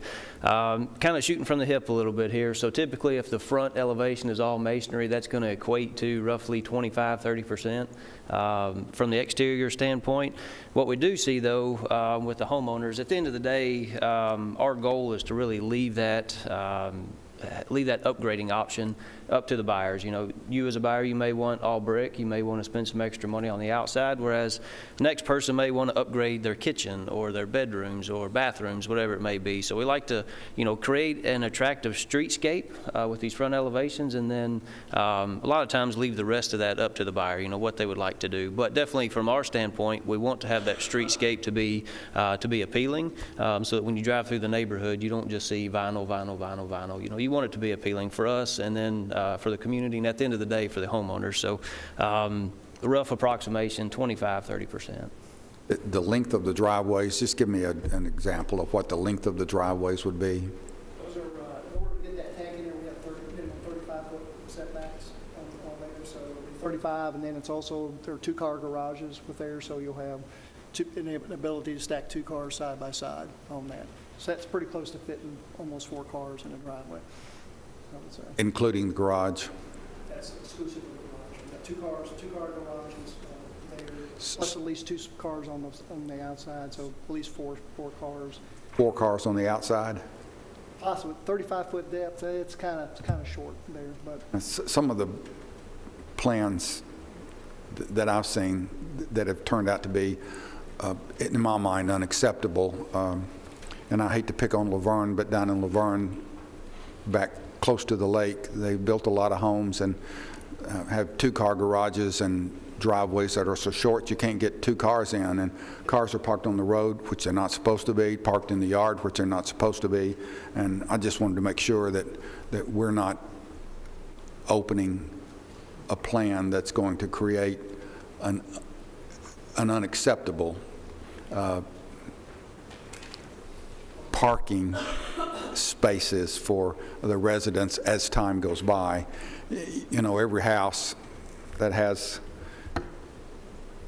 a family, a husband, a wife, and some kids are going to end up with 3 or 4 cars, and those have to go somewhere. And there's not a lot of room here for storage other than inside the house, inside the structure. A lot of times that becomes the garage, which means that cars can't be parked in the garage, or they struggle to put those in the garage. And I have a concern that parking may become an issue at some point in time, and I don't like those plans that don't allow for at least driveway parking for more than 2 cars. It creates heartburn for me, and I know in the future it could create heartburn for some homeowners as well. And that's our concern, is that the plan that we approve is going to be a good plan, not for just right now, but for 20 years down the road. And I know, hopefully, that's your plan too. You don't want to put a product out there that's going to look good right now, but not look good somewhere down the road.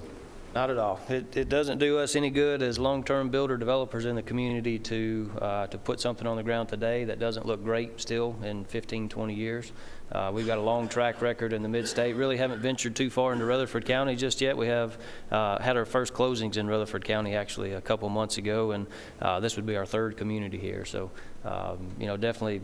If you're not familiar with us as a company, jump on our website, check us out. Wayne and myself are here for questions of any type, but definitely hear your concerns on parking.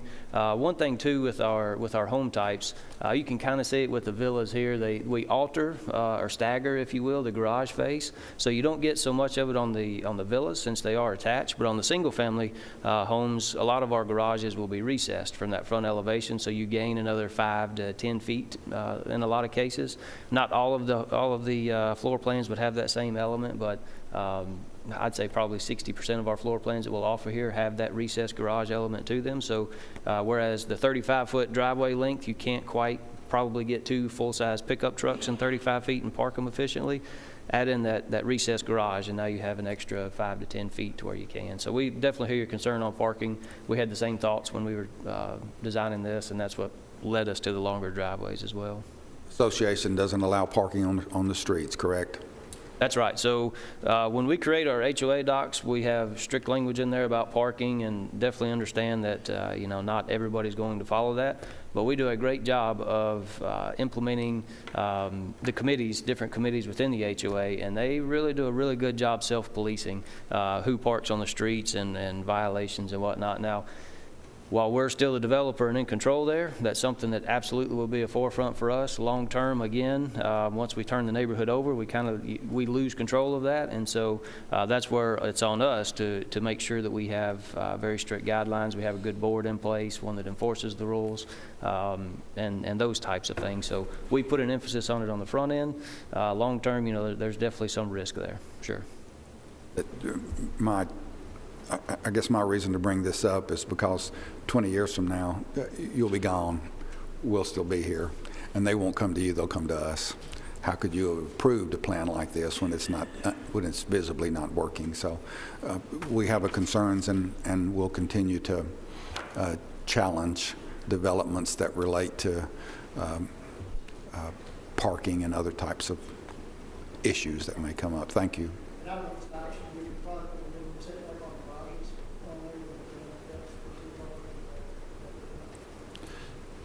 Whatever you think might help. Thank you. Any other questions? Comments?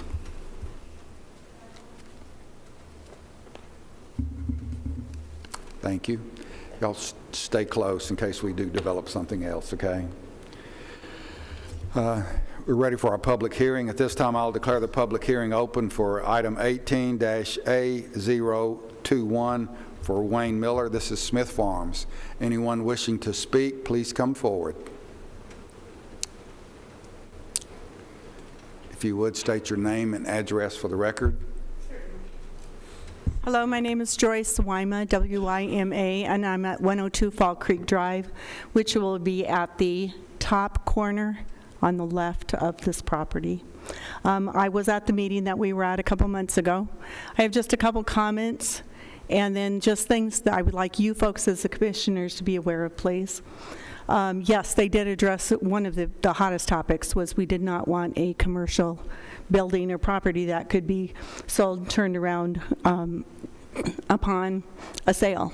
The property sells, somebody says we're not going to use it for something, but it turns around. So I would speak on behalf of those people without knowing many of them, because I'm relatively new to town, to say thank you for doing that, for turning it into property instead of something for commercial.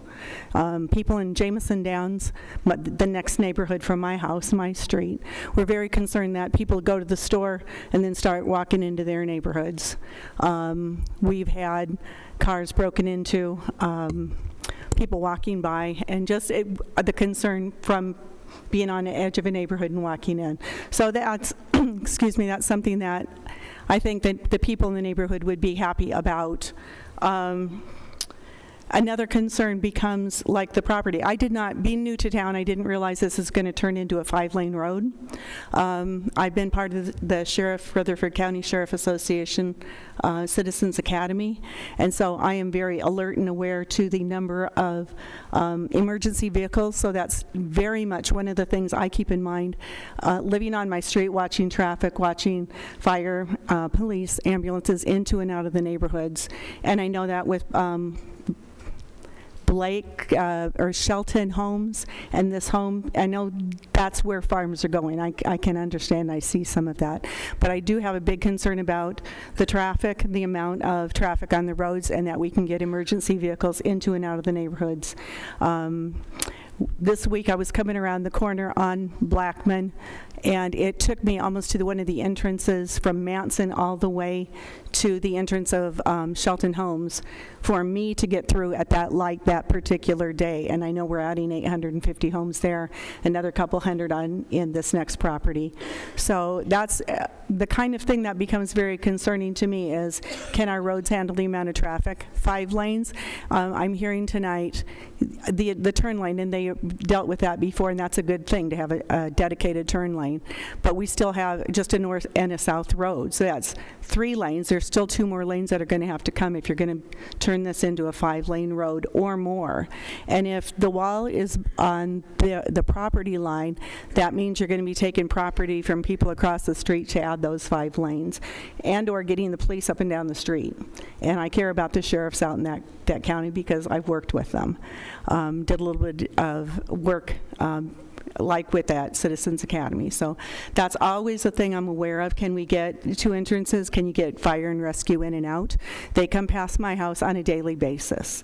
So that's something, whether it's for this property or more things coming down the road, please be aware of that kind of thing too, because the roads, they're narrow. We don't have any side barriers. They drop off on some of it. So that becomes kind of a concern of mine for them.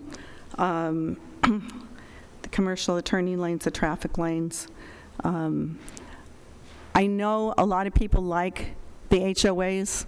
Nothing against what you guys are doing. My husband and I had an HOA in Vegas, and because of some of the legalities of the people that run the HOAs, I have a lot of concerns about some of that, like the parking or the issues, or for us it was a trash can or weeds. Somebody driving through the neighborhood taking pictures. And so we will probably never live in an HOA again, although from what you guys do and your planning, some of it's very good. But because of the rules and some of the stuff that become very minuscule, and somebody taking pictures, driving down the street and sending out not taxes, but a ticket, so to speak, 2 months later for something that you didn't know you had done 2 months before because somebody didn't like it because they were standing in the right part of the driveway. So nothing begrudging the HOAs, but I won't live in an HOA again if it's within my power. And thank you for listening to my concerns, especially about some of the things about the law enforcement and so forth. Appreciate your time. Thank you. Anyone else wishing to speak?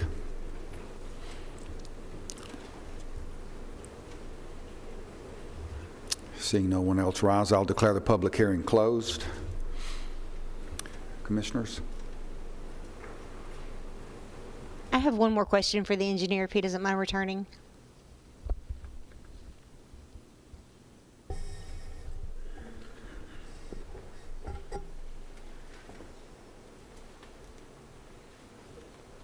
The area we were talking about earlier that where it says formal open space, and you were saying that it's a detention pond for water quality, all of your blue areas are labeled detention water quality. So are all of those going to be permanent holding water areas, or should those be relabeled? I think those are subject to final engineering on there, but we are committed to doing the permanent water space in that one area, just because it's our main focus of amenity area on there. So you just made me think about it, though, when you mentioned the difference between retention and detention. So it just made me wonder, should those be labeled retention, or are those going to actually? We could change that on there. Would be again we haven't done the final engineering on there. There may be a point where we might have to use that for permanent water to meet all the criteria, but we definitely know we're going to do.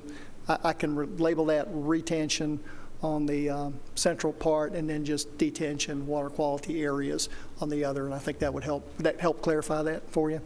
Yeah, I mean, I just want to make sure I understand your plan. Sure, yeah. sure. And then the citizen brought up a point that made me go back and take a second look at this, and that is you've got several areas that are stubbed out, and some of it looks like it's stubbed out into fields. Are you going to have those wide enough for an emergency turnaround or anything? Yes, we will make those. Okay. Mm-hmm.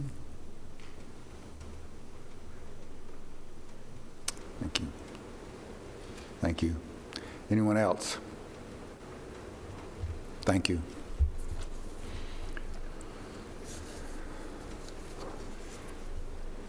Danielle, did you find the answer to my question?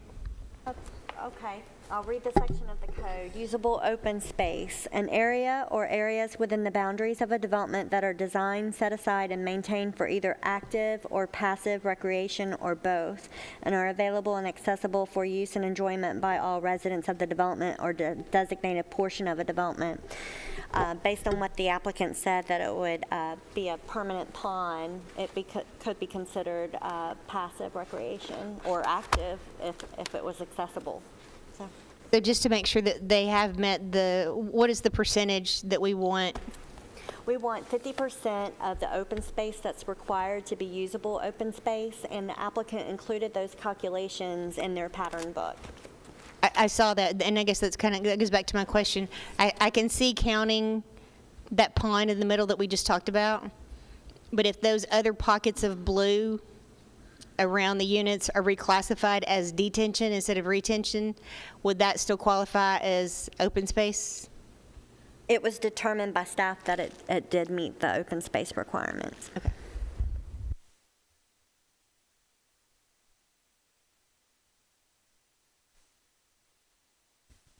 Danielle, not to put you on the spot, but you said 50%, I think, of the, say that again, what you said. Okay, the requirement for plan unit developments for open space is 10% of the area, which after you subtract the right-of-way dedication and step system, you're looking at a total of 64 acres. The applicant is required to provide 6.46 acres of open space for the entire development. 50% of that 6.46 acres must be formal open space, and the applicant's providing 3.23, so exactly 50% of that 10% that's required. 10% of the gross, right? Yes. And then 50% of the 10%. Yes, sir. Has to be usable open space. Staff will verify that all those calculations are correct at some point in time, right? Yes, sir. Thank you. Other questions? I'll make a motion to approve, subject to all staff comments. Thank you. We have a motion and a second to approve 18-A021 for Wayne Miller Smith Farms. Any other discussion? All those in favor? Mr. Chair? Yes, sir. So James. are those staff comments including the concerns about the parking and vinyl siding and that sort of thing? I mean, have we nailed down exactly what that is? Or are we, I'm assuming today we are approving those percentages of vinyl siding and that sort of thing. Did I we think get all we're clarification? approving is just the rezoning. Just the rezone, and we will again see a plan on the specifics. Correct. Is that correct? Well, I believe if you want your recommendation or the exact amount of masonry versus vinyl to be incorporated into the pattern book, that maybe this would be the time to make that recommendation so the applicant can incorporate it into the adopted pattern book, or the book that gets adopted by the Board of Commissioners if they choose. I intended my motion to include their recommendation on the current masonry numbers versus siding. The developer had indicated that he planned on allowing additional masonry in excess of that front to be an upgrade. And so I was comfortable with that, especially knowing that that any property that's going to be facing a public right-of-way, the rear side is also going to be full masonry. So I feel like so far as traffic flow goes, folks are actually going to be seeing any backside, based on what I heard them say, means they're going to have masonry for any area that faces a public right-of-way. And I believe that's what's in the pattern book. So the only areas where you're not going to see masonry are going to be in the ones where you've got two backyards that back up to one another. So I was comfortable with that explanation. I'd also like to make sure that the parking meets our qualifications as well, okay? Other questions? Ready to vote? All those in favor of that motion to approve, please say aye. Any opposition? Motion to approve carries. Item D3, 18-A022, Jim Hyson for Land Venues Incorporated. Location is Franklin Road, State Route 96. Commission district is 20. The county commissioner is Trey Gooch. Size of the site is approximately 78 acres. Tax map 100. Existing zoning is RM, residential medium density. Proposed zoning is PUD, planned unit development. Danielle. Thank you. The development is seeking to rezone 52 of the 78 acres to PUD to allow for the development of a 140-unit residential development that includes a combination of 68 single-family detached lots and 72 single-family attached homes on this property located along Franklin Road. The remaining acreage will not be part of the PUD development. Single-family lots will range in size from 7,150 square feet to 8,450, and the site will be developed into 3 phases. The pattern book that the applicant supplied us contains all of the deep bulk regulations, open space calculations, and building specifications. The applicant held a neighborhood meeting in October. As a result of the neighborhood meeting, some changes were made to the original proposal, which included a reduction of density to provide for more green space and altering the proposed architectural style. I'm imagining the applicant will go into detail on that. All other concerns mentioned at the meeting could be addressed during the construction plan stage. Development is planned to utilize a step system. However, the applicant is awaiting a will serve letter from CUD for both the step system and as well as the provision of water. And we were notified this morning by Consolidated Utility that they could not provide a will serve letter for the water until additional information is provided to CUD for their analysis. The applicant submitted a letter to staff today requesting that the board forward a favorable recommendation of the proposed plan unit development with the condition that the will serve letters for both the step system as well as the water provision is received prior to the Board of Commissioners meeting. Staff was comfortable the applicant or developer had met with staff on Friday and discussed the step system, the outstanding step system will serve letter, and staff was comfortable with forwarding a recommendation of approval for the step system. We were not aware of the will serve letter not being able to be issued by CUD for the water. I did speak with Doug DeMasi today regarding this development that just occurred, and he said he was still comfortable with making it a condition of Board of Commissioners approval or your recommendation prior to the Board of Commissioners approval that you receive the will serve letters. However, he expressed some concern about there being a lot of unknowns and that the plan would possibly change as a result of the CUD analysis. The site has a main access point off of Franklin Road and a secondary exit and emergency access in the attached single-family area. Any development would obviously be subject to construction plan review for traffic, utilities, fire protection, and stormwater. You would see the preliminary plan in the future should it be approved. The site is classified on the comprehensive plan as general urban character area, and the densities proposed are consistent with that recommended by the comprehensive plan.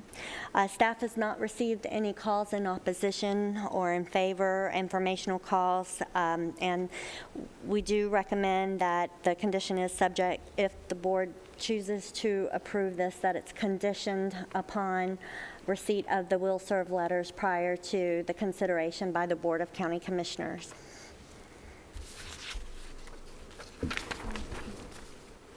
If it is approved, or maybe even if it's not approved, it'll go before the Rutherford County Commission on the 14th of January, it looks like. Any questions for staff? Danielle, you said that Doug was concerned about the unknown impact of not getting the will serve. Was that correct? In their letter, they've indicated that worst case scenario would be that they would lose a couple of lots. Assuming that's true, or maybe assuming it's not true, what percentage of change to a master plan triggers a re-review by the Planning Commission? Because I know there are times when if something changes significantly enough, it has to come back to us. For the plan unit development, let me pull that up and I can go over that.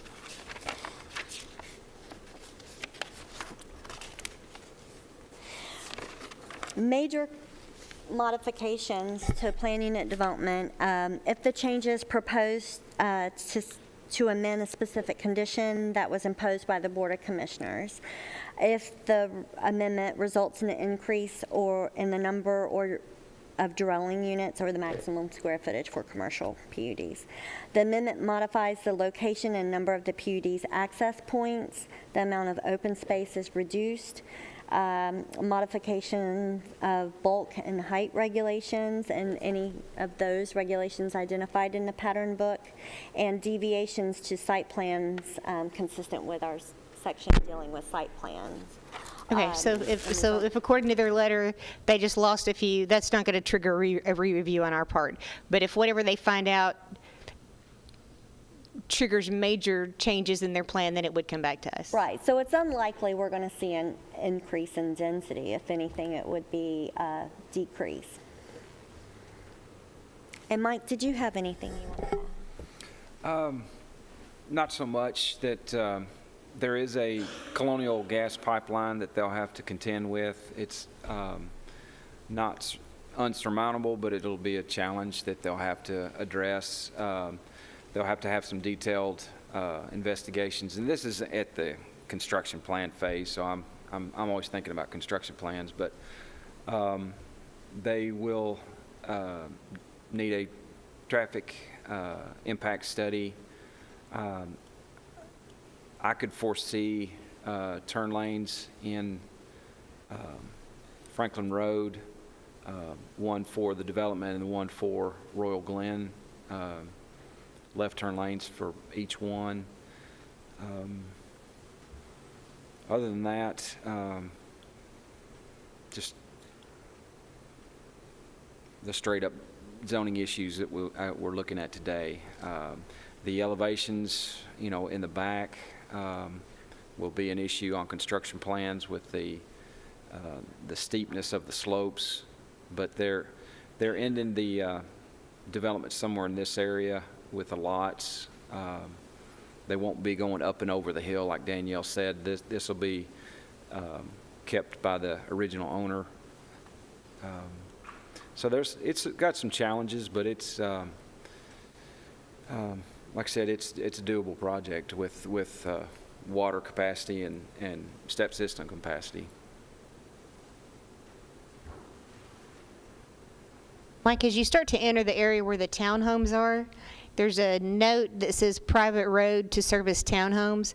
Are all the roads from that point throughout the townhome neighborhood, is that whole area a private road? Yes, everything in the townhome development would be a private road now. So once you turn off in these two stubs, this would all be private streets in here. They would still need to meet, trash delivery, fire, truck turning templates, parking requirements and all that, but the main roads would be public streets and the townhomes would be private. So they would need to make sure in their HOA maintenance of those roads is included? Yes, the HOA would take care of the internal townhome streets. Well, because you're going to have, if that's where the neighborhood kiosk is, you're going to have heavy traffic around that first little area, and the dumpsters in the back for those townhomes, there's going to be heavy truck traffic for that. So yes. There's going to be some wear and tear on that section. Absolutely. And they will need to show us in their design that the pavement section will hold up to those heavy trucks.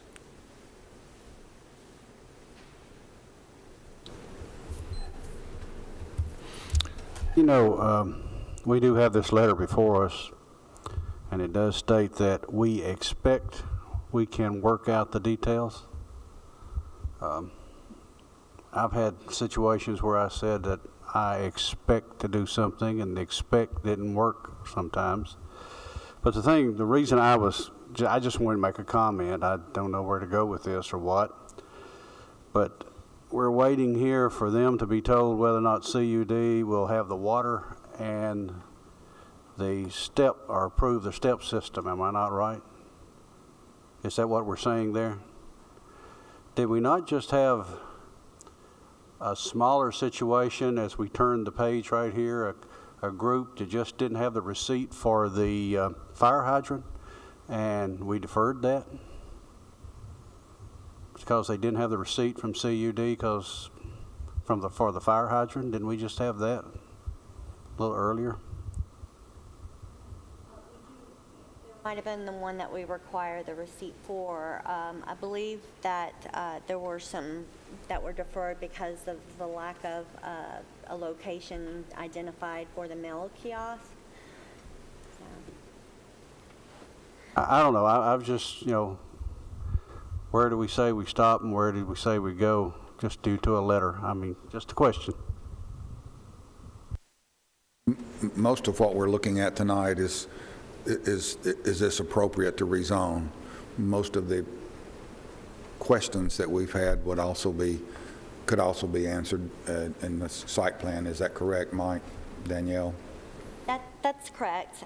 In speaking with Doug today, he kind of gave the example that you guys, the Planning Commission, it's your job to do the vetting for the project, and by the time it makes it to the Board of Commissioners, it should be ready and all the items resolved before it gets to them. And that's part of why he expressed some of the concerns with this second issue of the Wilstork letter for the water.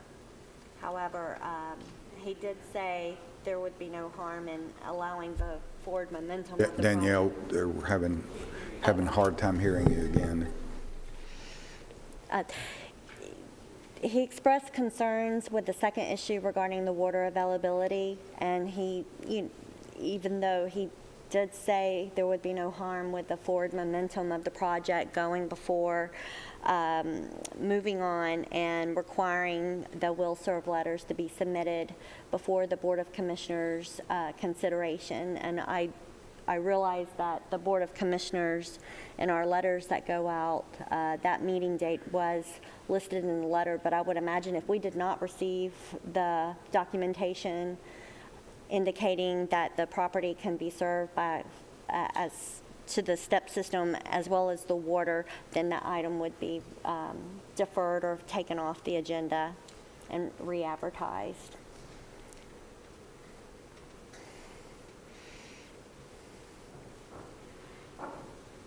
Josh, this question is for you. Is that an appropriate way for us, we haven't even had the public hearing yet, but would that be an appropriate way for us to advance this project to say if the material from CUD, if the information from CUD is not received, then Doug has the authority to not put it on the agenda? Or does it need a formal motion for a deferral? How would that work? That's an action I can't remember us taking in the past, and it, it makes me a little uneasy if you're going to move it forward with a recommendation to grant the director the authority to just not put it on the agenda. So it may be possible that in that the statute, I think, dealing with rezonings says that the Planning Commission is supposed to give approval, denial, or recommendations, and it may be arguable that under the word recommendation that includes somehow vesting the director with the authority to pull it if certain conditions are not met. However, since we don't really have a history of that, I'm a little uneasy with that approach.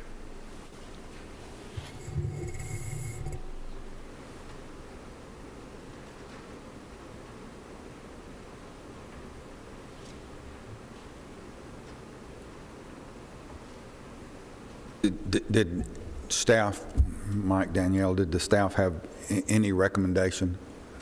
I know Doug had showed some sign of heartburn.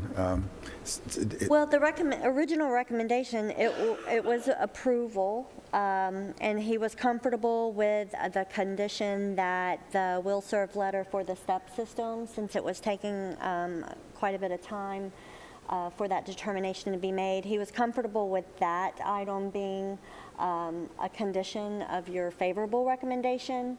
However, today in speaking with him and apprising him of the lack of will serve letter for the water provision, he indicated some concern, though,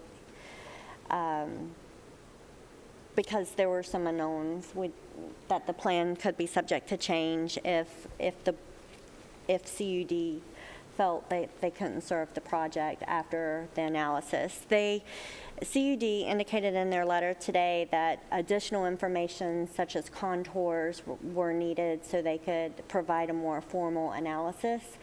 And I understand that the engineer indicated that their analysis may have not taken into consideration a larger water line that is being installed in this area.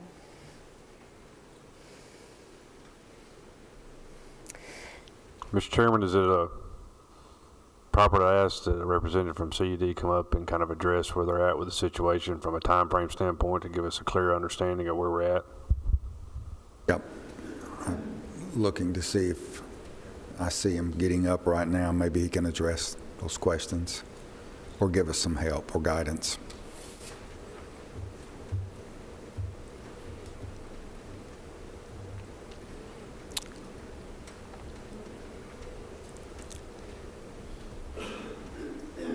Good evening. I'm Alan Stemke, Engineering Director with Consolidated Utility District. We have reviewed the information that we've been provided with the latest plan that involves the townhomes and taking into account the new water line that has been installed along Highway 96.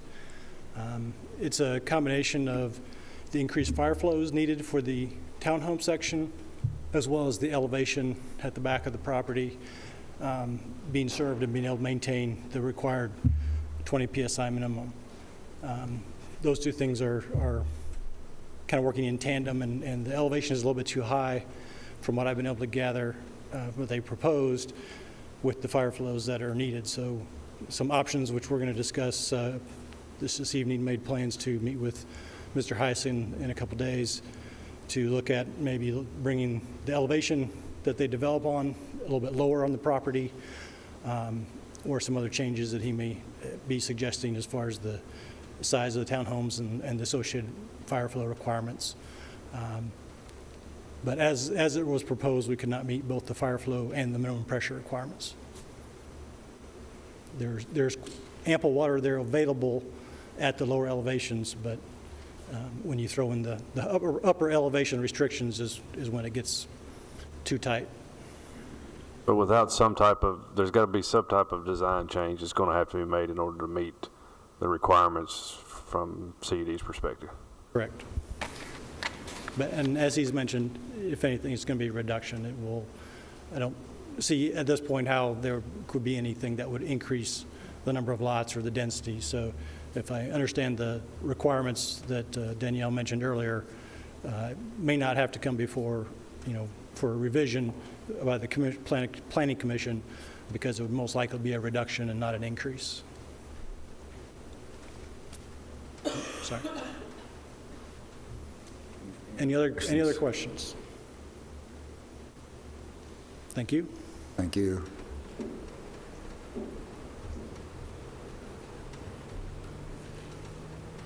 Ready for our public hearing.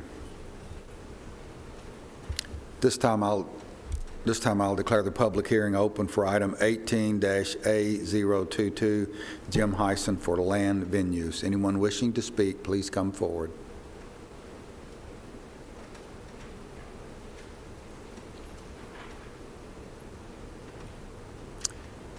If you would state your name and address for the record. Bruce Barlow, B-A-R-L-A-R, 1448 Overton Court. 1448. And I'll do that first time ever, so I'll do what I can. If I do anything wrong, just let me know. The only thing you could do wrong is take up a lot of our time. We have guidelines of about 3 minutes. And if I go over, I'll stop. Go over it, you're fine. Yeah, I'm kind of like the gentleman earlier. I have difficulty talking to the chairman that's behind me. So I've never done a public commission speak before, so I'll apologize for my stuttered language. I just have some general concerns, some of that I've listened to y'all as y'all have gone through this evening talking about. I have concerns over the sewage that's going to be created, and we're on top of a rock out there. I'm at the base of that rock. So anything that seeps into that rock bed area on that larger scale has a tendency to seep more places than we expect it to. Just look at any particular situation in our country where they've stored stuff, sent stuff, and you'll see that it generally eventually will go where it's not supposed to. So I do please consider that with that. I'm also concerned about the construction process itself. It's rock. We're looking at the huge excavators with the jackhammers are blasting. So I'm concerned about blasting. I just put about almost half of my original value of my home into finally getting my foundation fixed. And if they start blasting, then I'm not going to have to do something about that again. So I'd really rather not do that. I'm also worried about the increased number of people that we have coming into that area. It's in the county. County sheriff's departments tend to have a lot less security and a lot less money for their officers. I can't speak to the number here, but in my own county where I grew up, they have 4 sheriff's deputies for the entire county. And I'm going to assume there's more here, but it still won't be enough. And I'm concerned about that many more people being put on top of the more people along 96 without having the officers that we're going to be able to need to be able to take care of that. I do not know what the max number of people is. I know it's going to be apartments, or I talked to the gentleman back there, it's more of a townhomes, 4-home townhomes, I think. And there's also going to be a lot of houses. What's the max number of people that's going to be able to allowed to be put in there? I don't know that. I'm supposed to ask you if there are any questions. If you'll ask whoever that needs to be asked, I would appreciate it, because, like I said, Our job is not to ask, but to listen. Yes. But I will ask if anyone has any questions. Now's the time to ask them. Sorry. Yeah. That's pretty much the main things there. Let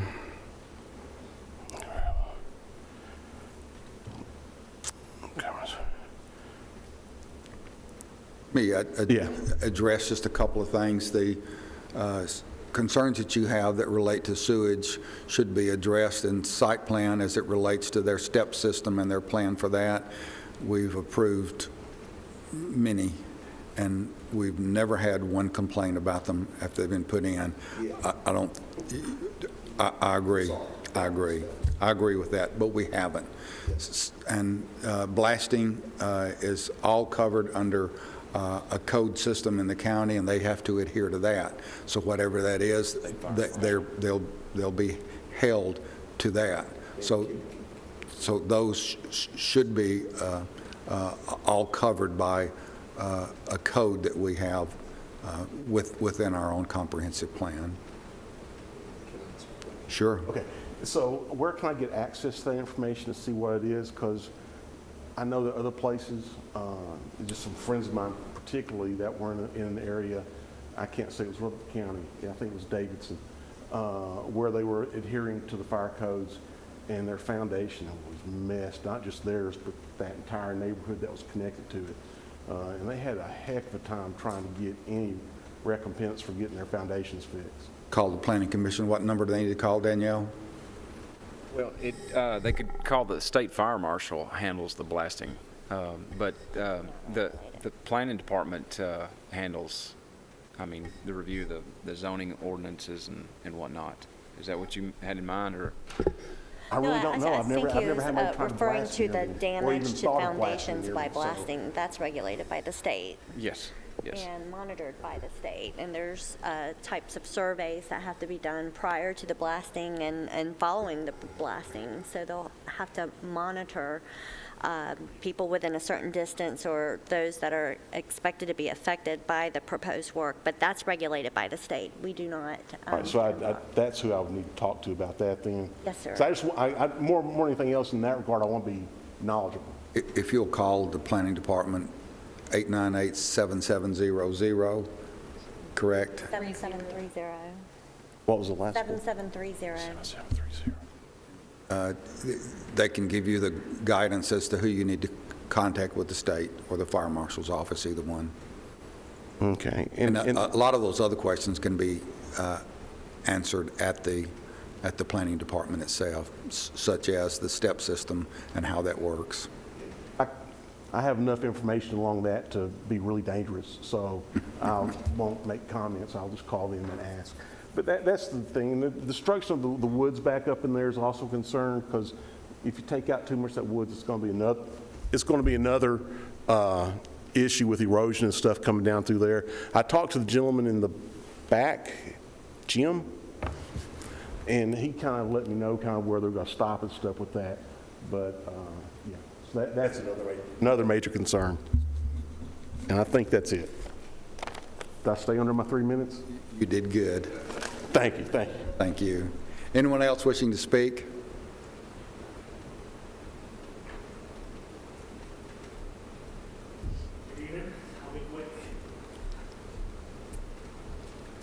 Members of the Planning Commission and Commissioner, my name is Matthew Piatko. I own the property right across from this development, 6608 Franklin Road. Yeah, that's it right there. I will say, I'd like to thank Jim for sitting down and talking to us in the neighborhood. He's been very good through the process and kind of keeping us involved, which is good. My only concern kind of with this is approximately 1 mile down the road, they're at 4 lanes. So my thought process, pretty soon we're going to become 4 lanes, especially when you start adding 150 to 180 houses down this way, which the traffic study will address and do that. So, you know, keeping in mind with that expansion coming down there, and I know we're kind of in an early stage because this is just zoning, but I'd like to see incorporated the setback farther enough to allow for that expansion on that side of the road rather than right through my front yard.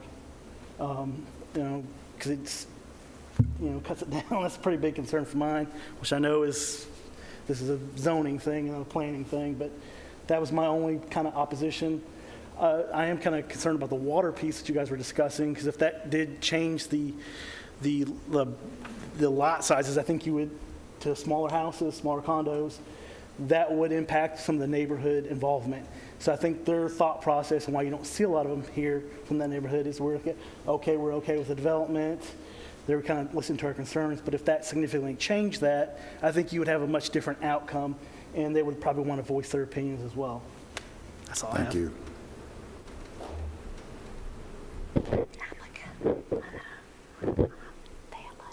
Anyone else?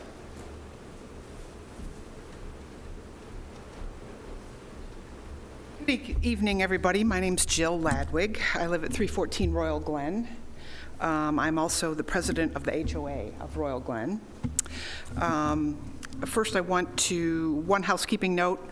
The HOA did not receive notice of this meeting in our mailbox, and only random residents did.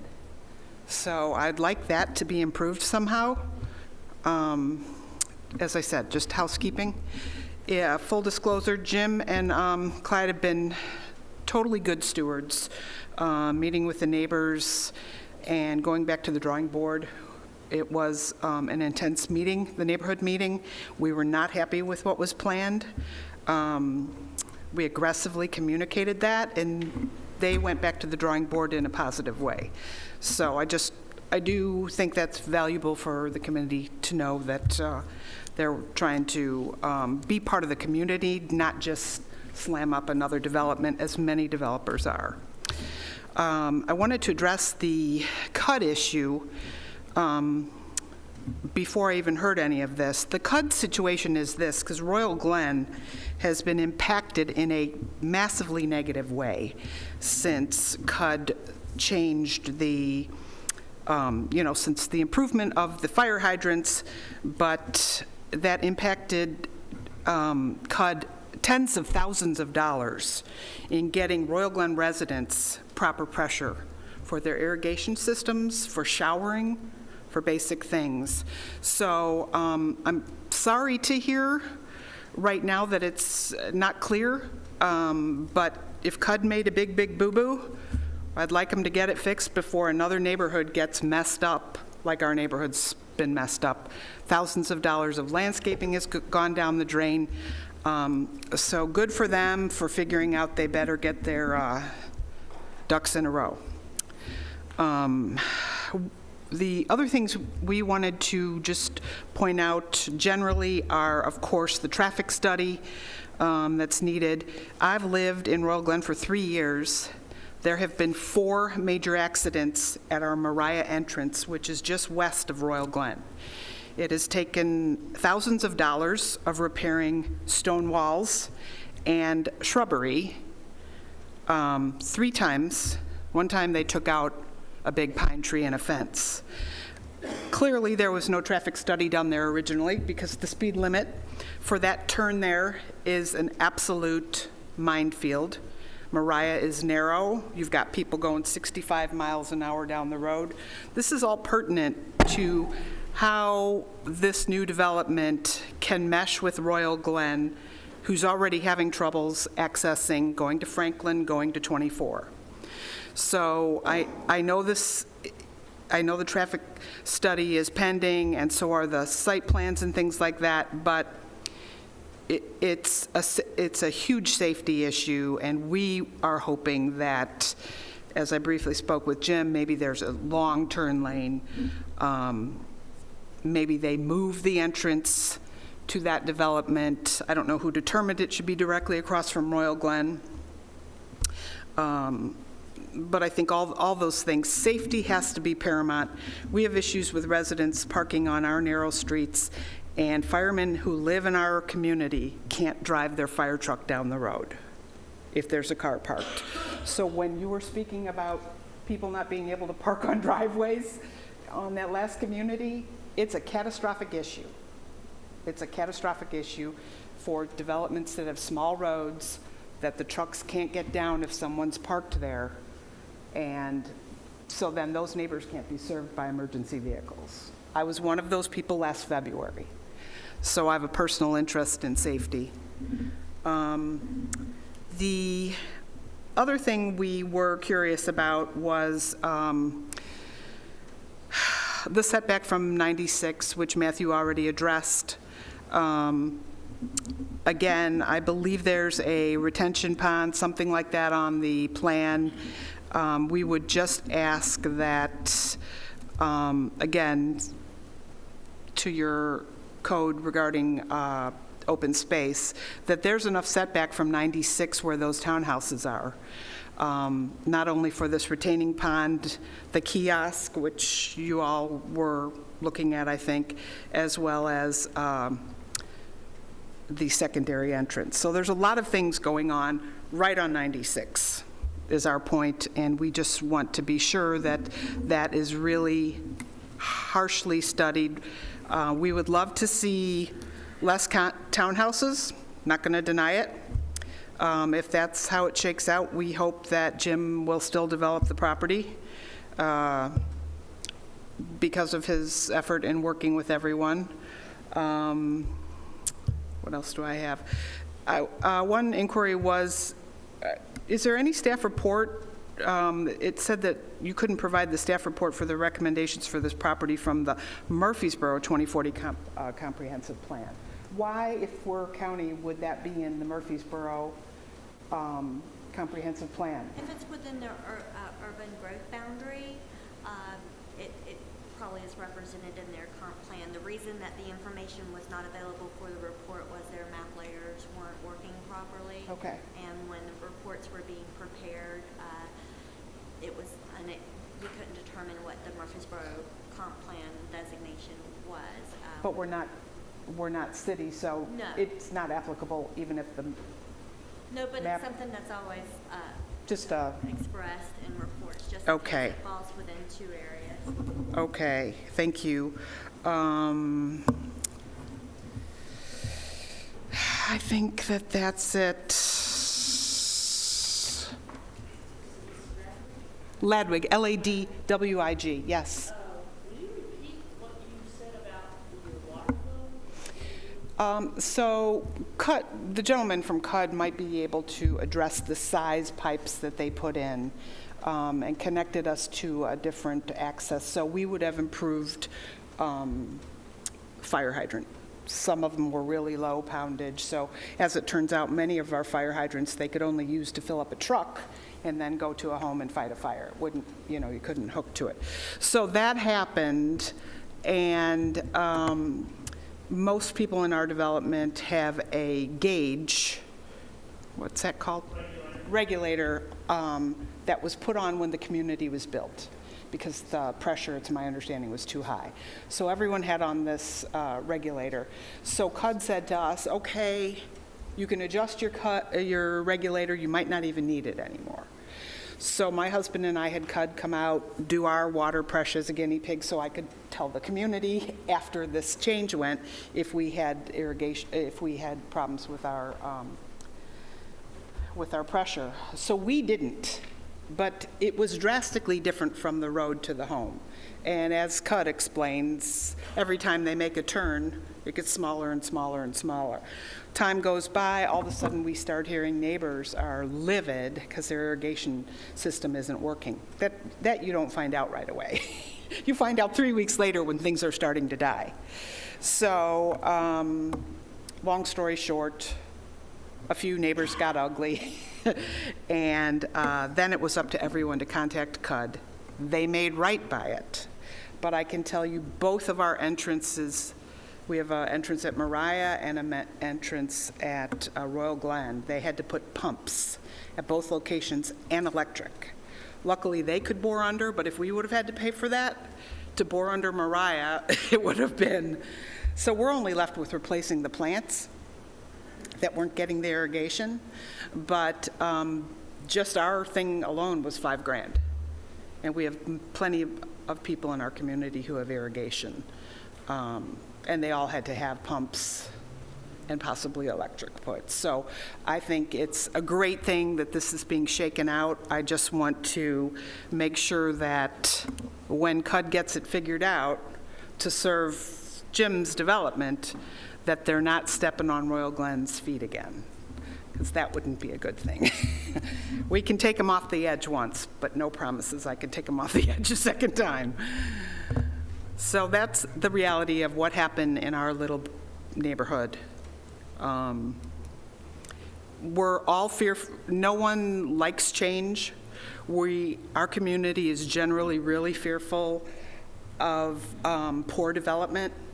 Veterans is imploding in poor development, poor cheap development.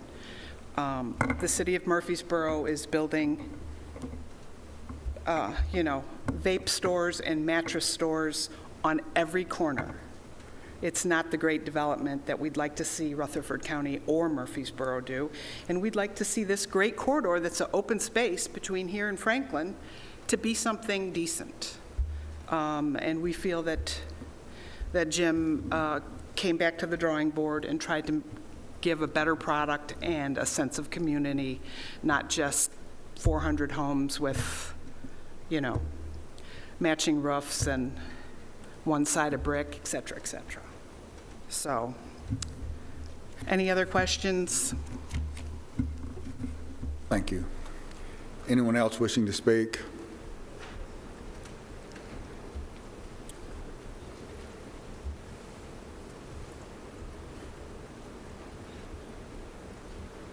My name is Carolyn Carlson. I live at 1584 Kigley Lane. I'm actually a neighbor to the property, and the letter I got about this meeting is the first I heard of anything about this. So I realize I don't get the paper, and that's my fault, but I was not aware of a neighborhood meeting. I know some of this property because I've accidentally been on some of it. I used to raise sheep and goats, and the people that live off of Rutledge and Overton Court, that area, had some kids that decided they wanted to build a tree fort with my fence. So I had the honor of chasing sheep through Royal Glen. You didn't hear that, right?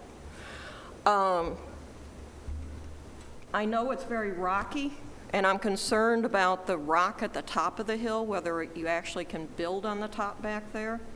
And also, I agree with CUD. It's incredibly steep, and I think there needs to be more discussion about that.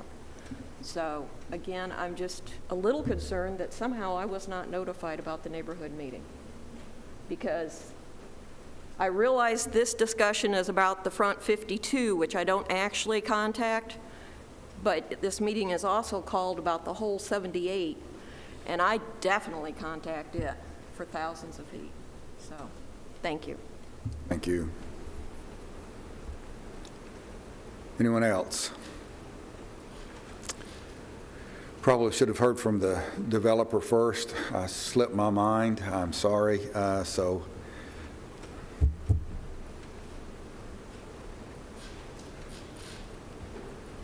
Chairman, Clyde Roundtree, Huddleston Steel Engineering, representing Jim Hyson with Land Venues. And we're here to answer any questions you may have more specifically.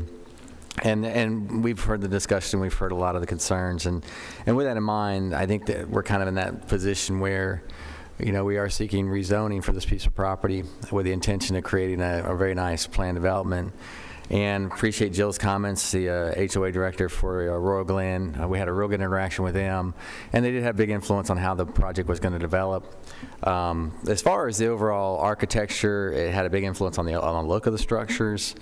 As far as the open space, as was mentioned, there's already a gas line running through the property, so that creates a sense of open space. The fact that the step field's going to be there, that's another big, large open area. And as far as the formal open space that you're asking for, that's all been taken care of as well. The biggest challenge, as we mentioned, there are a lot of technicalities related to the actual, something you probably get into more in the site planning level. As far as, the pressure related to CUD, and there's been some discussions with Alan already about that, and we're going to meet with him this week. It really has to do with where the road alignment is, and that road, it's just a matter of dropping that down a few more feet down the slope. That could change everything. So we feel like the integrity of the overall master plan's in place, whether there has to be a reduction potentially in the amount of units, be it the townhomes or the single-family lots. That's something we're willing to do if we need to. At this point, there's still some determinations that have to be made related to that, and that's what we're working through with CUD in that regard. As far as overall, the character of the site that we really wanted to work with was to create more of a pastoral look. I think you'll experience that with these subdivisions that are requiring stepped fields, that there's going to be a lot more of an open space kind of look naturally. So we felt like along 96, which is already somewhat rural in nature, that this is a good component and would be a very fitting component. But you're also dealing with what we're seeing as far as the economics of things. Is, there's going to be more and more pressure for density, obviously. We're seeing that everywhere. And there's also more demand for, lower maintenance. So that's where the townhomes kind of came into this mix, giving us the ability to respond more to a broader market share by offering a diverse product on the same site, on the same location, and giving people options. So with that in mind, I'm here to answer any questions you may have specifically about the site itself and kind of how we got here, and some of those concerns I think have been expressed. But we feel like confidently we can have those things worked out before we go to the county commission regarding the will-serve items, both related to the step field and the water pressure. The step field's been sized. We just had to do a very intensive grid staking kind of procedure to get those septic field determinations made. The fields are good. We feel like we've got the right quantity related to the amount of homes that are just depicted on the master plan. And again, the will serve is related to the water pressure. And there's like we said, we can change the elevation of one of the roads, and that can change a lot in terms of water pressure overall. We can provide sprinkler systems for a certain percentage of the homes that are a little bit higher elevation if that's necessary.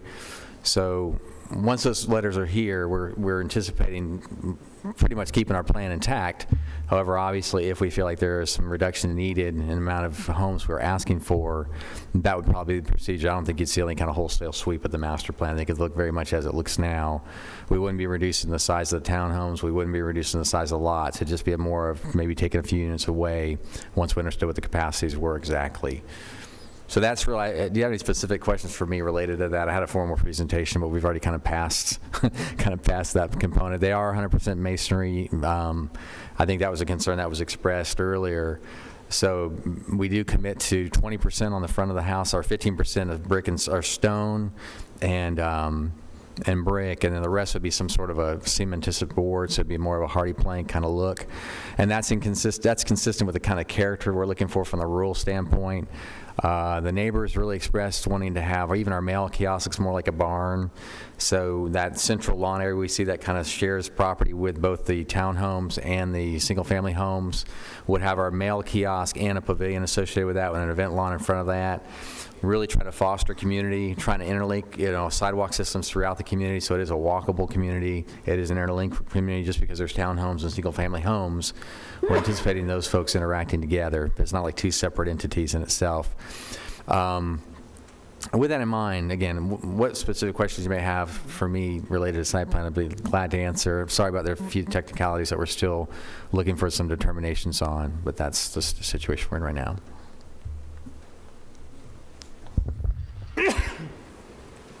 So I saw and I think you just answered it for me. I saw the picture of the pavilion, and I didn't realize that that's also where the mailboxes are going to go. Mm-hmm. Okay. I knew you had marked a spot for that the space for where the kiosk was going to go. I just didn't realize that was going to be part of the architectural design. We really, it's kind of unique in the fact that we wanted the kiosk, because it's going to be something where people will gather. You know, Doug wanted to make sure we had designated parking, that it wouldn't be a place that'd be hard to get your mail, so we have dedicated parking spaces standing for mail only. But we tied that into the kind of the event pavilion with that green lawn, so that could really be a central gathering space. That's a little bit of a different approach, but that's really the spirit of the development, that it really is a place that's not just, as was mentioned, just a massive amount of houses with just people living there. We're really trying to foster community, and we feel like that it's a mail kiosk, but it really is kind of on the backside of what could be basically an event pavilion per se, with that green space in front of it. How much parking are you going to have in addition to those 4 for the mail? Have you thought about that yet? There's 4 dedicated. There's 6 spaces that are parallel, but if you look at the site plan for the townhomes, from Jim's experience, the developer real hyper about having ample parking. And so we have a tremendous amount of extra parking, both in the single family and in the townhomes. Everywhere you can see there's extra parking spaces here and there, because we really wanted to make sure they were spread out, because sometimes those get concentrated and it's not really serving the whole development. So he wanted to make sure that that was not going to be an issue. And then the single family homes, I mean, the townhomes themselves are single cars, but they got 2 parking spaces out front. He does a design where the driveway has a little bit of a bend to it and allows you to stage 2 cars in front of one townhome. So that works out really well. As was mentioned before, the house setbacks are 35 feet, so you can get the 2 cars in the driveway, 2 cars inside in the garage itself. So there's 4 parking spaces per home.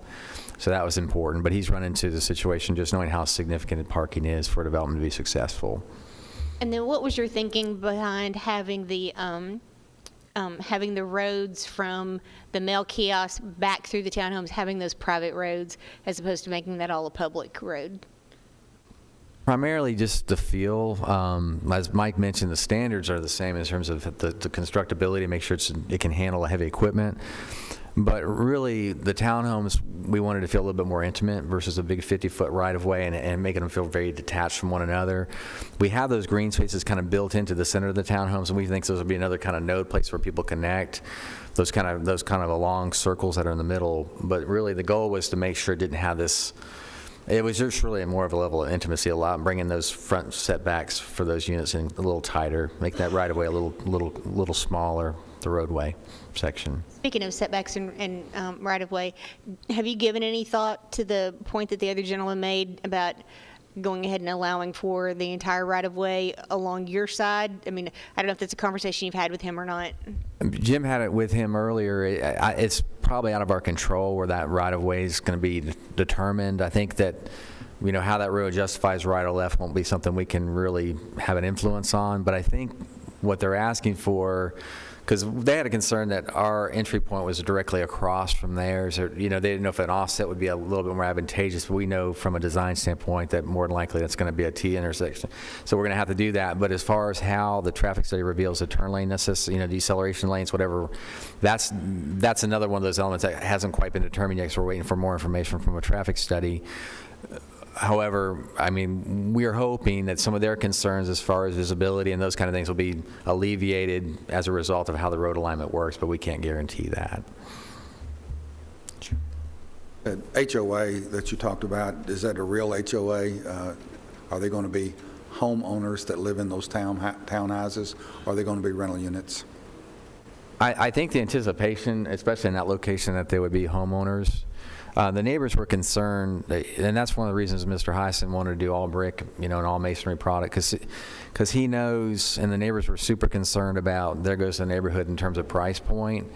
And we are confident that based on the Blackman area and where it's located, and really it's a very low density development. You're going to find that with the step system, you know, developments, they have a little bit of a different feel than you're going to find in your traditional neighborhoods that are, you know, served by sewer.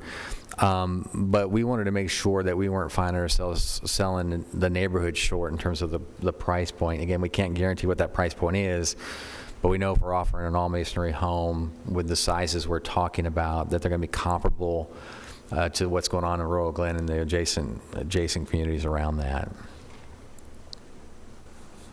One of these, it's a food for thought question. I'd never really heard it until we heard it earlier tonight from another community where they intend to not allow a homeowner to own, for theirs, it'll be 2 adjacent. I'm just curious, is that 2 adjacent units? Is that any conversation you've ever had with developers where they try to limit, because I know that's a significant concern for communities. Yeah. For livability and for, long-term, the fact of the matter is just, you have out-of-state investors come in buying what they think is, inexpensive properties. In our mind, it's not. And so anyway, I'm just curious, is that any sort of line of thinking, because you work with HOAs all the time, you work with these developers all the time. Have you heard of that before, where you can, where an HOA, of course I know it would be a civil to civil enforcement to even make it be a thing, to even make it, hold up. But I'm just curious, is there any value to considering that as a way to protect these folks? Because it's one thing if I live there and I relocate and I need to sell my place, or I need to rent my place. It's a different thing if I'm buying several and renting them. So I'm just curious what the industry thinking on that is. That'd be more of a developer question. I'm sorry I can't answer that, but so what you're saying, just for me to understand, is that they're putting in some kind of a bylaw that someone cannot own adjacent units, so it doesn't become a big speculative effort of a bunch of rental houses together, in a sense. Well, and for them, because they were building in pairs, they were saying you couldn't own the adjacent. I'm wondering if you would limit how many they could own, period. I don't know. I don't even know if it's legal. I don't even know if you can do that. You know what I'm saying? So I'm just curious, again, I'm trying to learn more about the industry and where things are going, and again, how to protect the citizens who are here. Right. So I'm just curious if you had anything to share on that. Yeah, I would just default to the quality level. Would typically, as you get into a little bit higher end townhome, it just becomes a little less of an attractive rental kind of scenario from a price point standpoint. And I think the location is not something that really I think there'll be a market for them over there, just because it's something where, Blackman being what it is, I think these are going to be I think the whole scale and the neighbors' influence on trying to make it more rural and pastoral feeling, I think it's going to be very inviting from a townhome standpoint. It won't feel like a traditional townhome development. I have not heard those things built in regs as far as the adjacent ownership. That's an interesting thought, but hopefully the price point will protect us from it becoming a rental concern. That'd be the goal.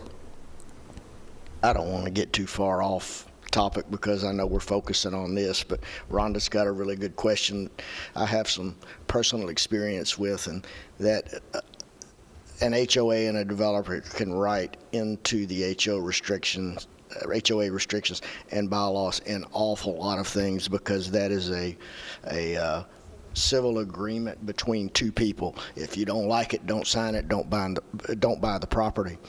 So it is easy to put in restrictions such as an owner must live there for 2 years before they're allowed to rent it, and they can't own multiple units for the purpose of rentals. And that eliminates an awful lot of the big companies from coming in and buying up a lot of units and turning them into rental property.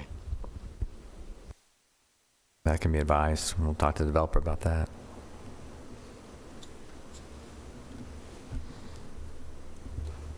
I saw some language that related to parking spaces. I think it's in and around townhomes.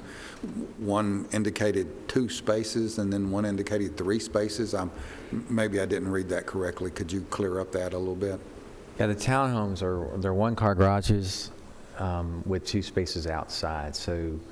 So each townhome would have 3 spaces. Counting the garage. Excuse me? Counting the garage. Yes, sir. Okay. Counting the garage. And as we mentioned, adjacent to most of the townhomes, there's usually at least 5 or 6 extra spaces along the peripherals to kind of compensate for any kind of visitors and what have you.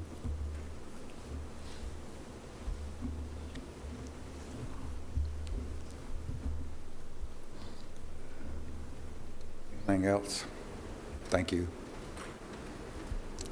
The public hearing is still open. Anyone else want to speak? Anyone else have anything to say?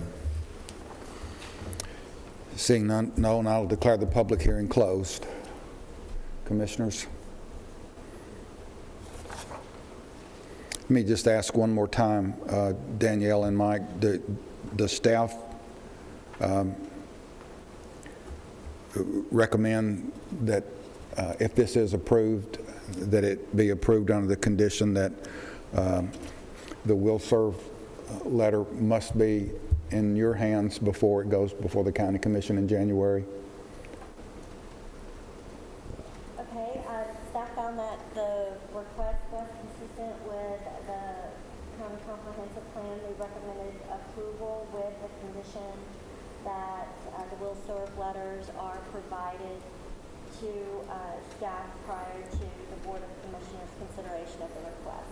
Very good.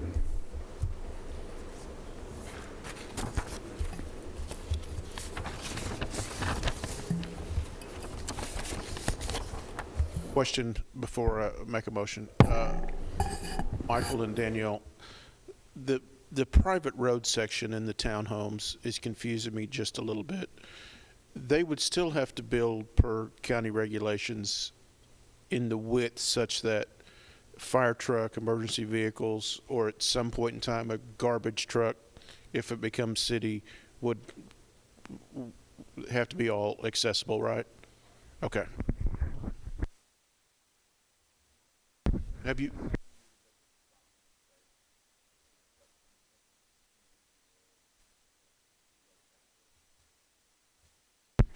closed the public hearing? Yes. I would make a motion to approve based on staff comments. We have a motion to approve subject to staff comments. That includes that will serve letter.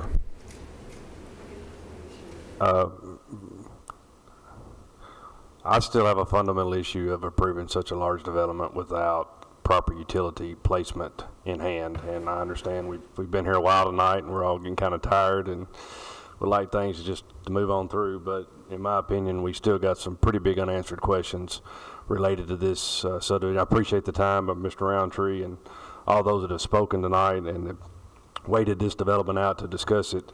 But we have deferred some other things of lesser importance, in my opinion, and this is very important to the fundamental design of this subdivision. And you know, I tend to agree with Chairman Reed.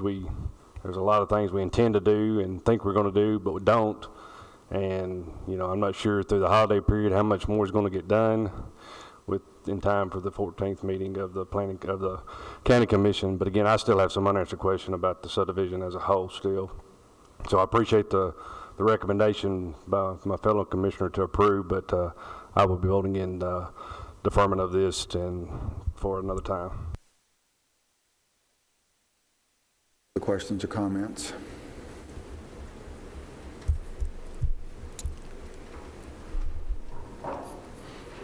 We have a motion and a second, so we need to vote on that. Correct. And certainly we can discuss.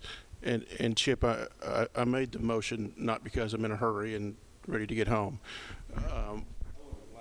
Okay.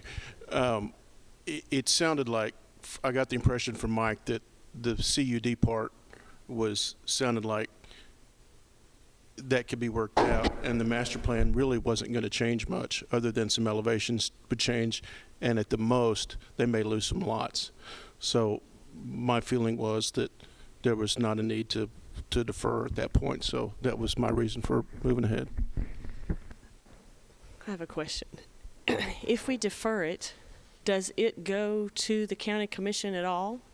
I mean, we have approved and the county commission has denied it, or we have denied it and the county commission has approved it. So I tend to be with Chip. I don't feel comfortable, without everything in line for us to approve. But if we defer, it cannot go to the county commission until we make some recommendation. But if we deny it and they get their letter and take it to the county commission, they can approve it. That was my question. What happens if we approve it or deny it or defer it? If we approve it with staff conditions, it'll be just like anything else. That this will serve letter is a little different than most conditions, and it's a pretty big one. But if that will serve letter is not complete, then I'm assuming that this motion pretty much says that it will not go before the county commission until it comes back here. Could we make that part of the motion? This is sort of back to the question I think that was raised earlier that concerns me a little bit. If we, if the motion is to approve and there's a condition that they have the will serve letter as a, and let's suppose they don't. When it goes to the county commission, what is your recommendation? Is your recommendation to approve it or not approve it at that point? It's not clear because they haven't met the condition of presenting it with the will serve letter. So on the other hand, if you say they have to have the will serve letter before it's presented to the county commission, and let's say we get to the 12th, or I guess whatever the next meeting is, the day before, we don't have the will serve letter, so it's not going to be put on the county commission's agenda. Well, what happens to it then? Because it's just, normally we're moving it forward to the county commission agenda, and if we place a condition on there that might not be met, and we have not clarified what happens if that condition is not met, it concerns me that that application is in no man's land. Hopefully, we've got a developer here that seems to be pretty easy to deal with and might just have a conversation with the planning department to rectify that, pull it, say they're going to put it on a later agenda or whatever. But in the absence of an agreement like that, I'm not sure what the status would be, and that's why saying we won't put it on without the will serve letter, I think, could create some complication. What if we Hopefully I'm ask, clear. what if we ask the developer, if you don't have the will serve letter by the 14th of January, or it's denied, will you pull that application from the agenda of the county commission? A verbal outside yes will be that commitment. You will pull it.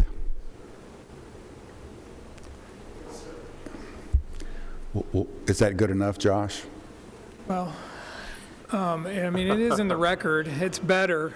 I think it's better. So if we get to the meeting and there is no will serve letter, what I'm hearing is that the developer has committed on the record to agree not to have that heard by the county commission, but instead will allow it to be brought back to this commission when a service letter is received.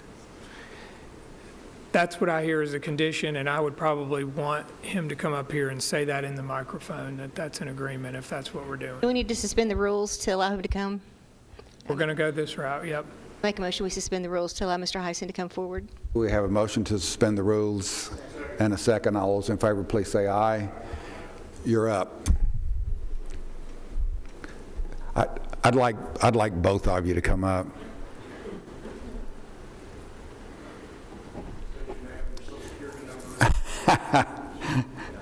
We apologize for being what sounds so wishy-washy about this, but I know you're not. The county commission and the planning commission both want to make sure that every T is crossed and every I is dotted, and we want to make sure that we're on good, firm, legal, and ethical grounds, okay? Your firm's reputation goes back for more years than I can possibly remember, and that's one reason that I feel comfortable with what you're about to say. So you want to hear it said out loud, correct? I do, and actually I also have another question.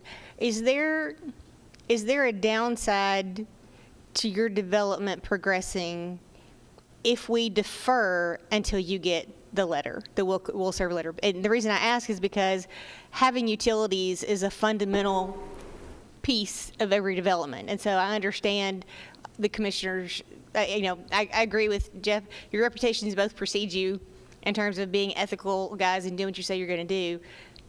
We have a job to do, and that's to make sure we advance good planning.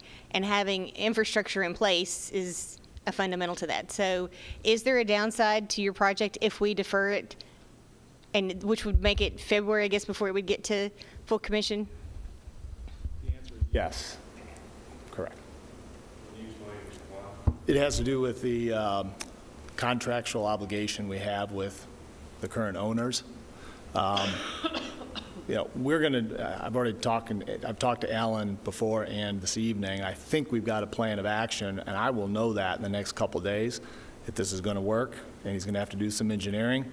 And at that point, we're going to know. So this is a beneficial proposal by you that I know that this project's moving forward. And if I can't work it out with CED, you know, this project's going to get pulled. So I guess the commitment I would like to hear then is, if you don't get the will call letter, will you withdraw the application? Because then that would allow us to do whatever needed to happen next with it. If you want to have it heard again, you'll choose to withdraw if you do not have the infrastructure and the will serve letter in place. Absolutely. But I just, this is a little. You guys just stay right here. Yeah.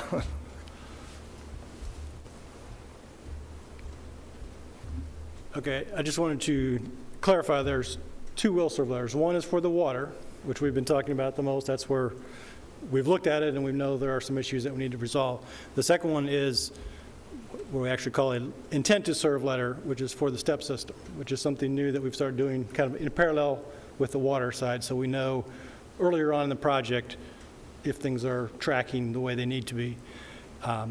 We just got a lot of the step information middle of last week-ish, so that hasn't been reviewed very much at all yet.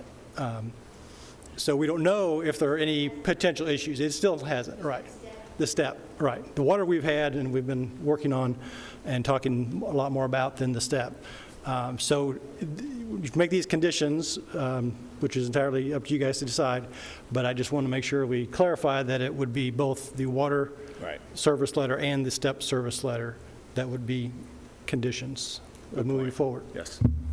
We've done all the soil analysis, test pit, and right. So they've done the work, we just haven't had a chance to look at it. Right.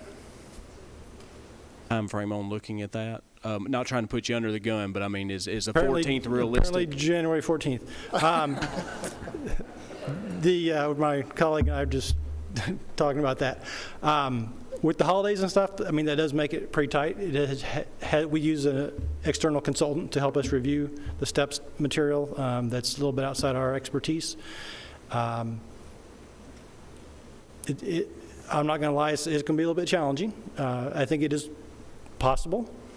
I don't want to make any promises, but we'll do everything we can to meet that deadline. And I don't know, is there a date ahead of the Planning Commission meeting that they need to have things filed in order to be on the agenda? Can it literally be the same day, or? Comfort level is coming and going. And I feel comfortable with everything you have on the plan, and I feel comfortable with lot reductions, but I don't want to put you guys under the gun to get something and not be thoroughly reviewed and it be a hasty decision. And so I'm leaning toward the deferral stage, so just so everybody knows.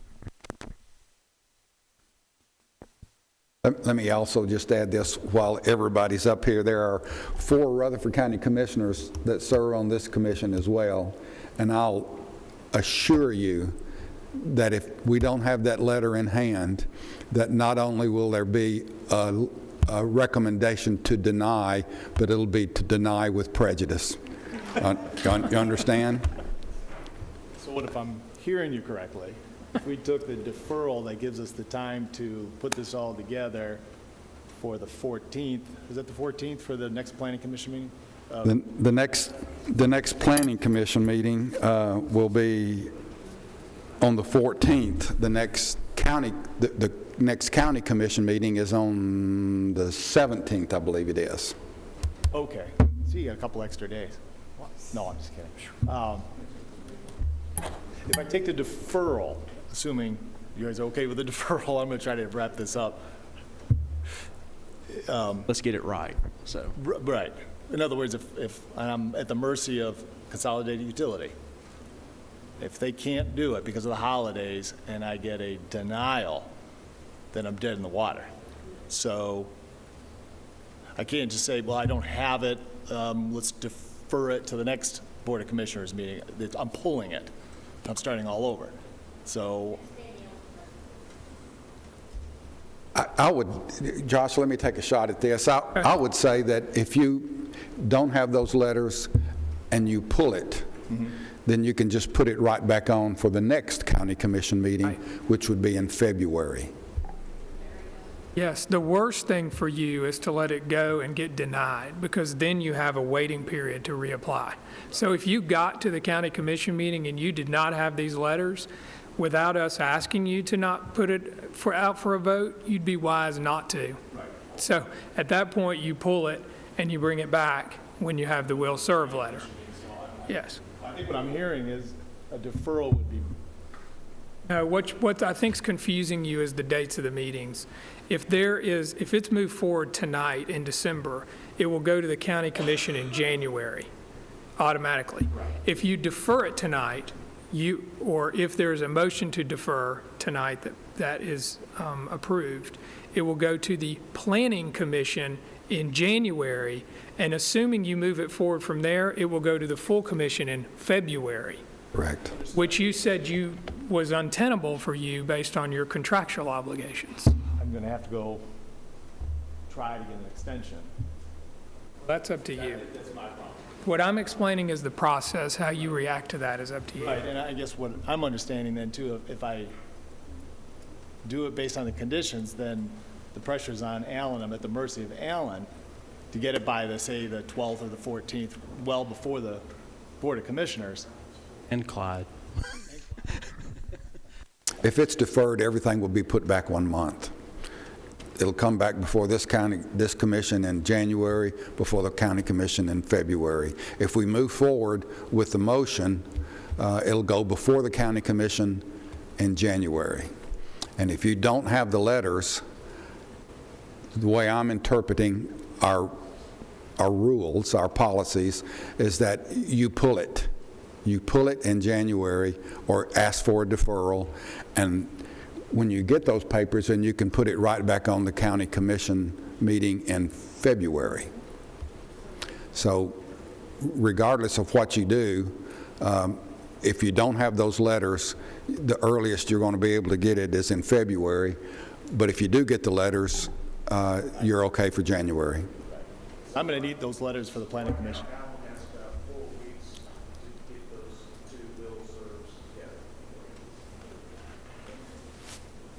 All we wanted for you guys up here is some assurance that if we approve this tonight and it went before the county commission on the 17th of January and you did not have those letters, that you would pull it or defer it. And if you didn't do that, the very gentle threat that was made would be to your detriment, okay? So you either pull it or we'll pull it with prejudice. Gotcha. Okay, I understand. And if that happens, then you're 6 months out. No, sir. Oh, I'll pull it. I'm going to buy it. So, just for sure I'm clear, what is the date in January? 17th. The 17th is when the county commission meets. Let me just look at my calendar and make sure. No, well.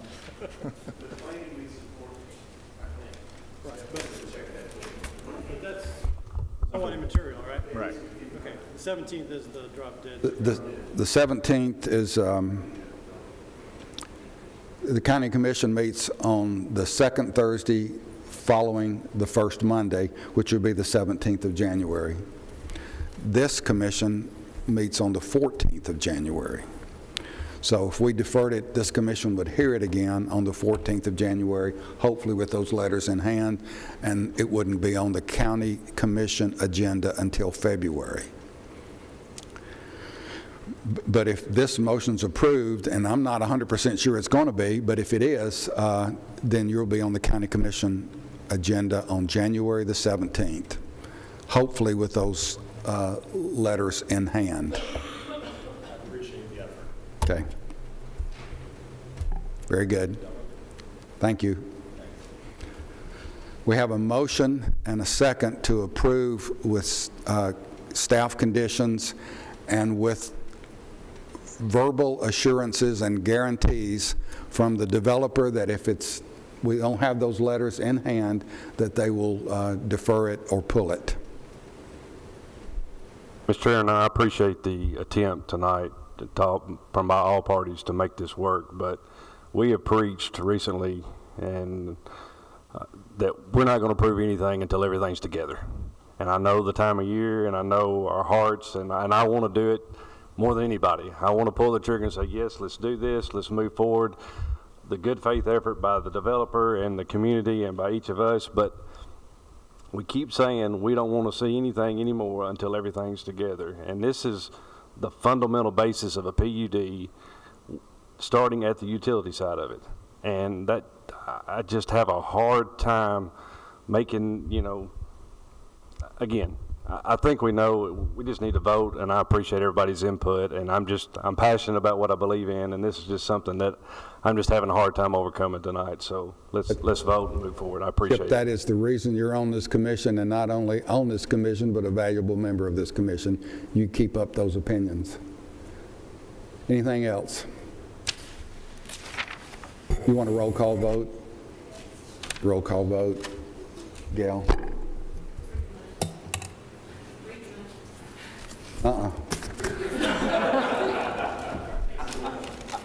The motion was to approve with staff conditions. And one of those conditions was a commitment from the developer that if they don't have the will serve letters, the 2 letters, that they will pull it from the agenda of the county commission scheduled for January 17th. And you and the public also have the assurance from members of this county commission that we will see that that happens. You're going to take the vote in reverse alphabetical order? Say again? I said you're going to take the vote in reverse alphabetical order, right? You're going to start at the bottom of the list and work your way back up, so I don't have to go first every time?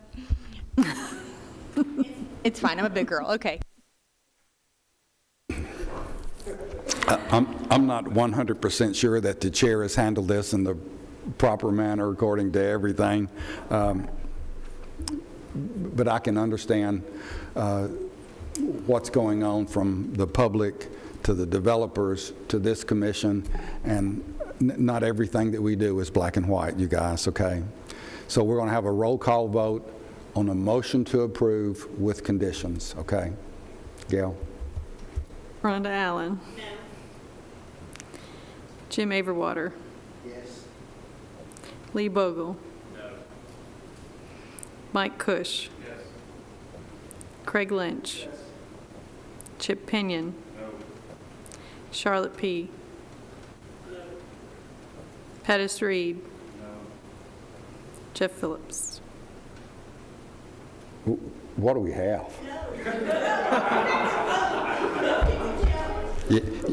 The chairman votes yes. We have 4 to 5 noes. 4 yeses, 5 noes. Motion fails. Entertain a second motion. Yes, Mr. Chairman, I'd like a motion to defer this till we can meet again, and hopefully by then CUD and the developer will have gotten everything together, and I hope that the developer can work it out with his extension, and come February, we'll all be satisfied with the decision we made tonight. So, I have a motion to defer and a second. Now discussion. I have a question for Josh. Is there a period of advertising? I guess there would be, because you'll need another public hearing since it's a rezoning. What I'm thinking is if we get it through January 14th, was there any way to still have it on the January commission meeting? But there's probably not, because you don't have time to advertise. Yeah,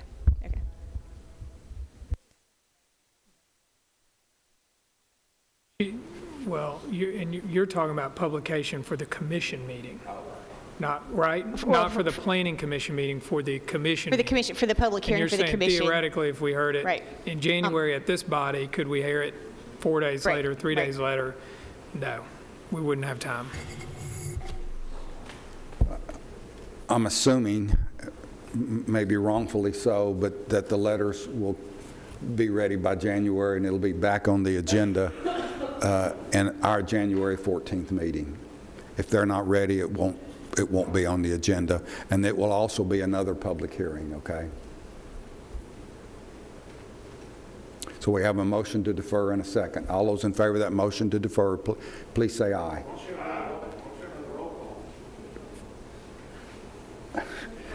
All those in favor of the motion to defer, please say aye. Aye. Opposed? Aye. Roll call. Rhonda Allen. Yes. Jim Averwater. No. Lee Bogle. Yes. Mike Cush. No. Craig Lynch. You said no. Chip Pinion. Yes. Charlotte P. Yes. Pettis Reed. Yes. Jeff Phillips. Aye. 6 yeses and 3 nos. Motion carries. Thank you. Under staff reports, I've asked Doug, and he's contacted Jim Averwater, Charlotte P., and Craig Lynch to serve on our nominating committee and come back with a recommendation for officers in January, and I need a motion to approve that nominating committee. We have a motion and a second to approve Jim, Charlotte, and Craig. All those in favor of that motion, please say aye. Aye. And that motion carries. Thank you. Our next meeting is scheduled for January 14th, 2019. Anyone have anything that they would like to say? I would once again apologize if I didn't handle that last agenda item appropriately. I maybe should have done it a little bit differently, but I think that the discussion that we had was somewhat worth it, and I do appreciate your patience and your input, and maybe we learned something. Anyone have anything?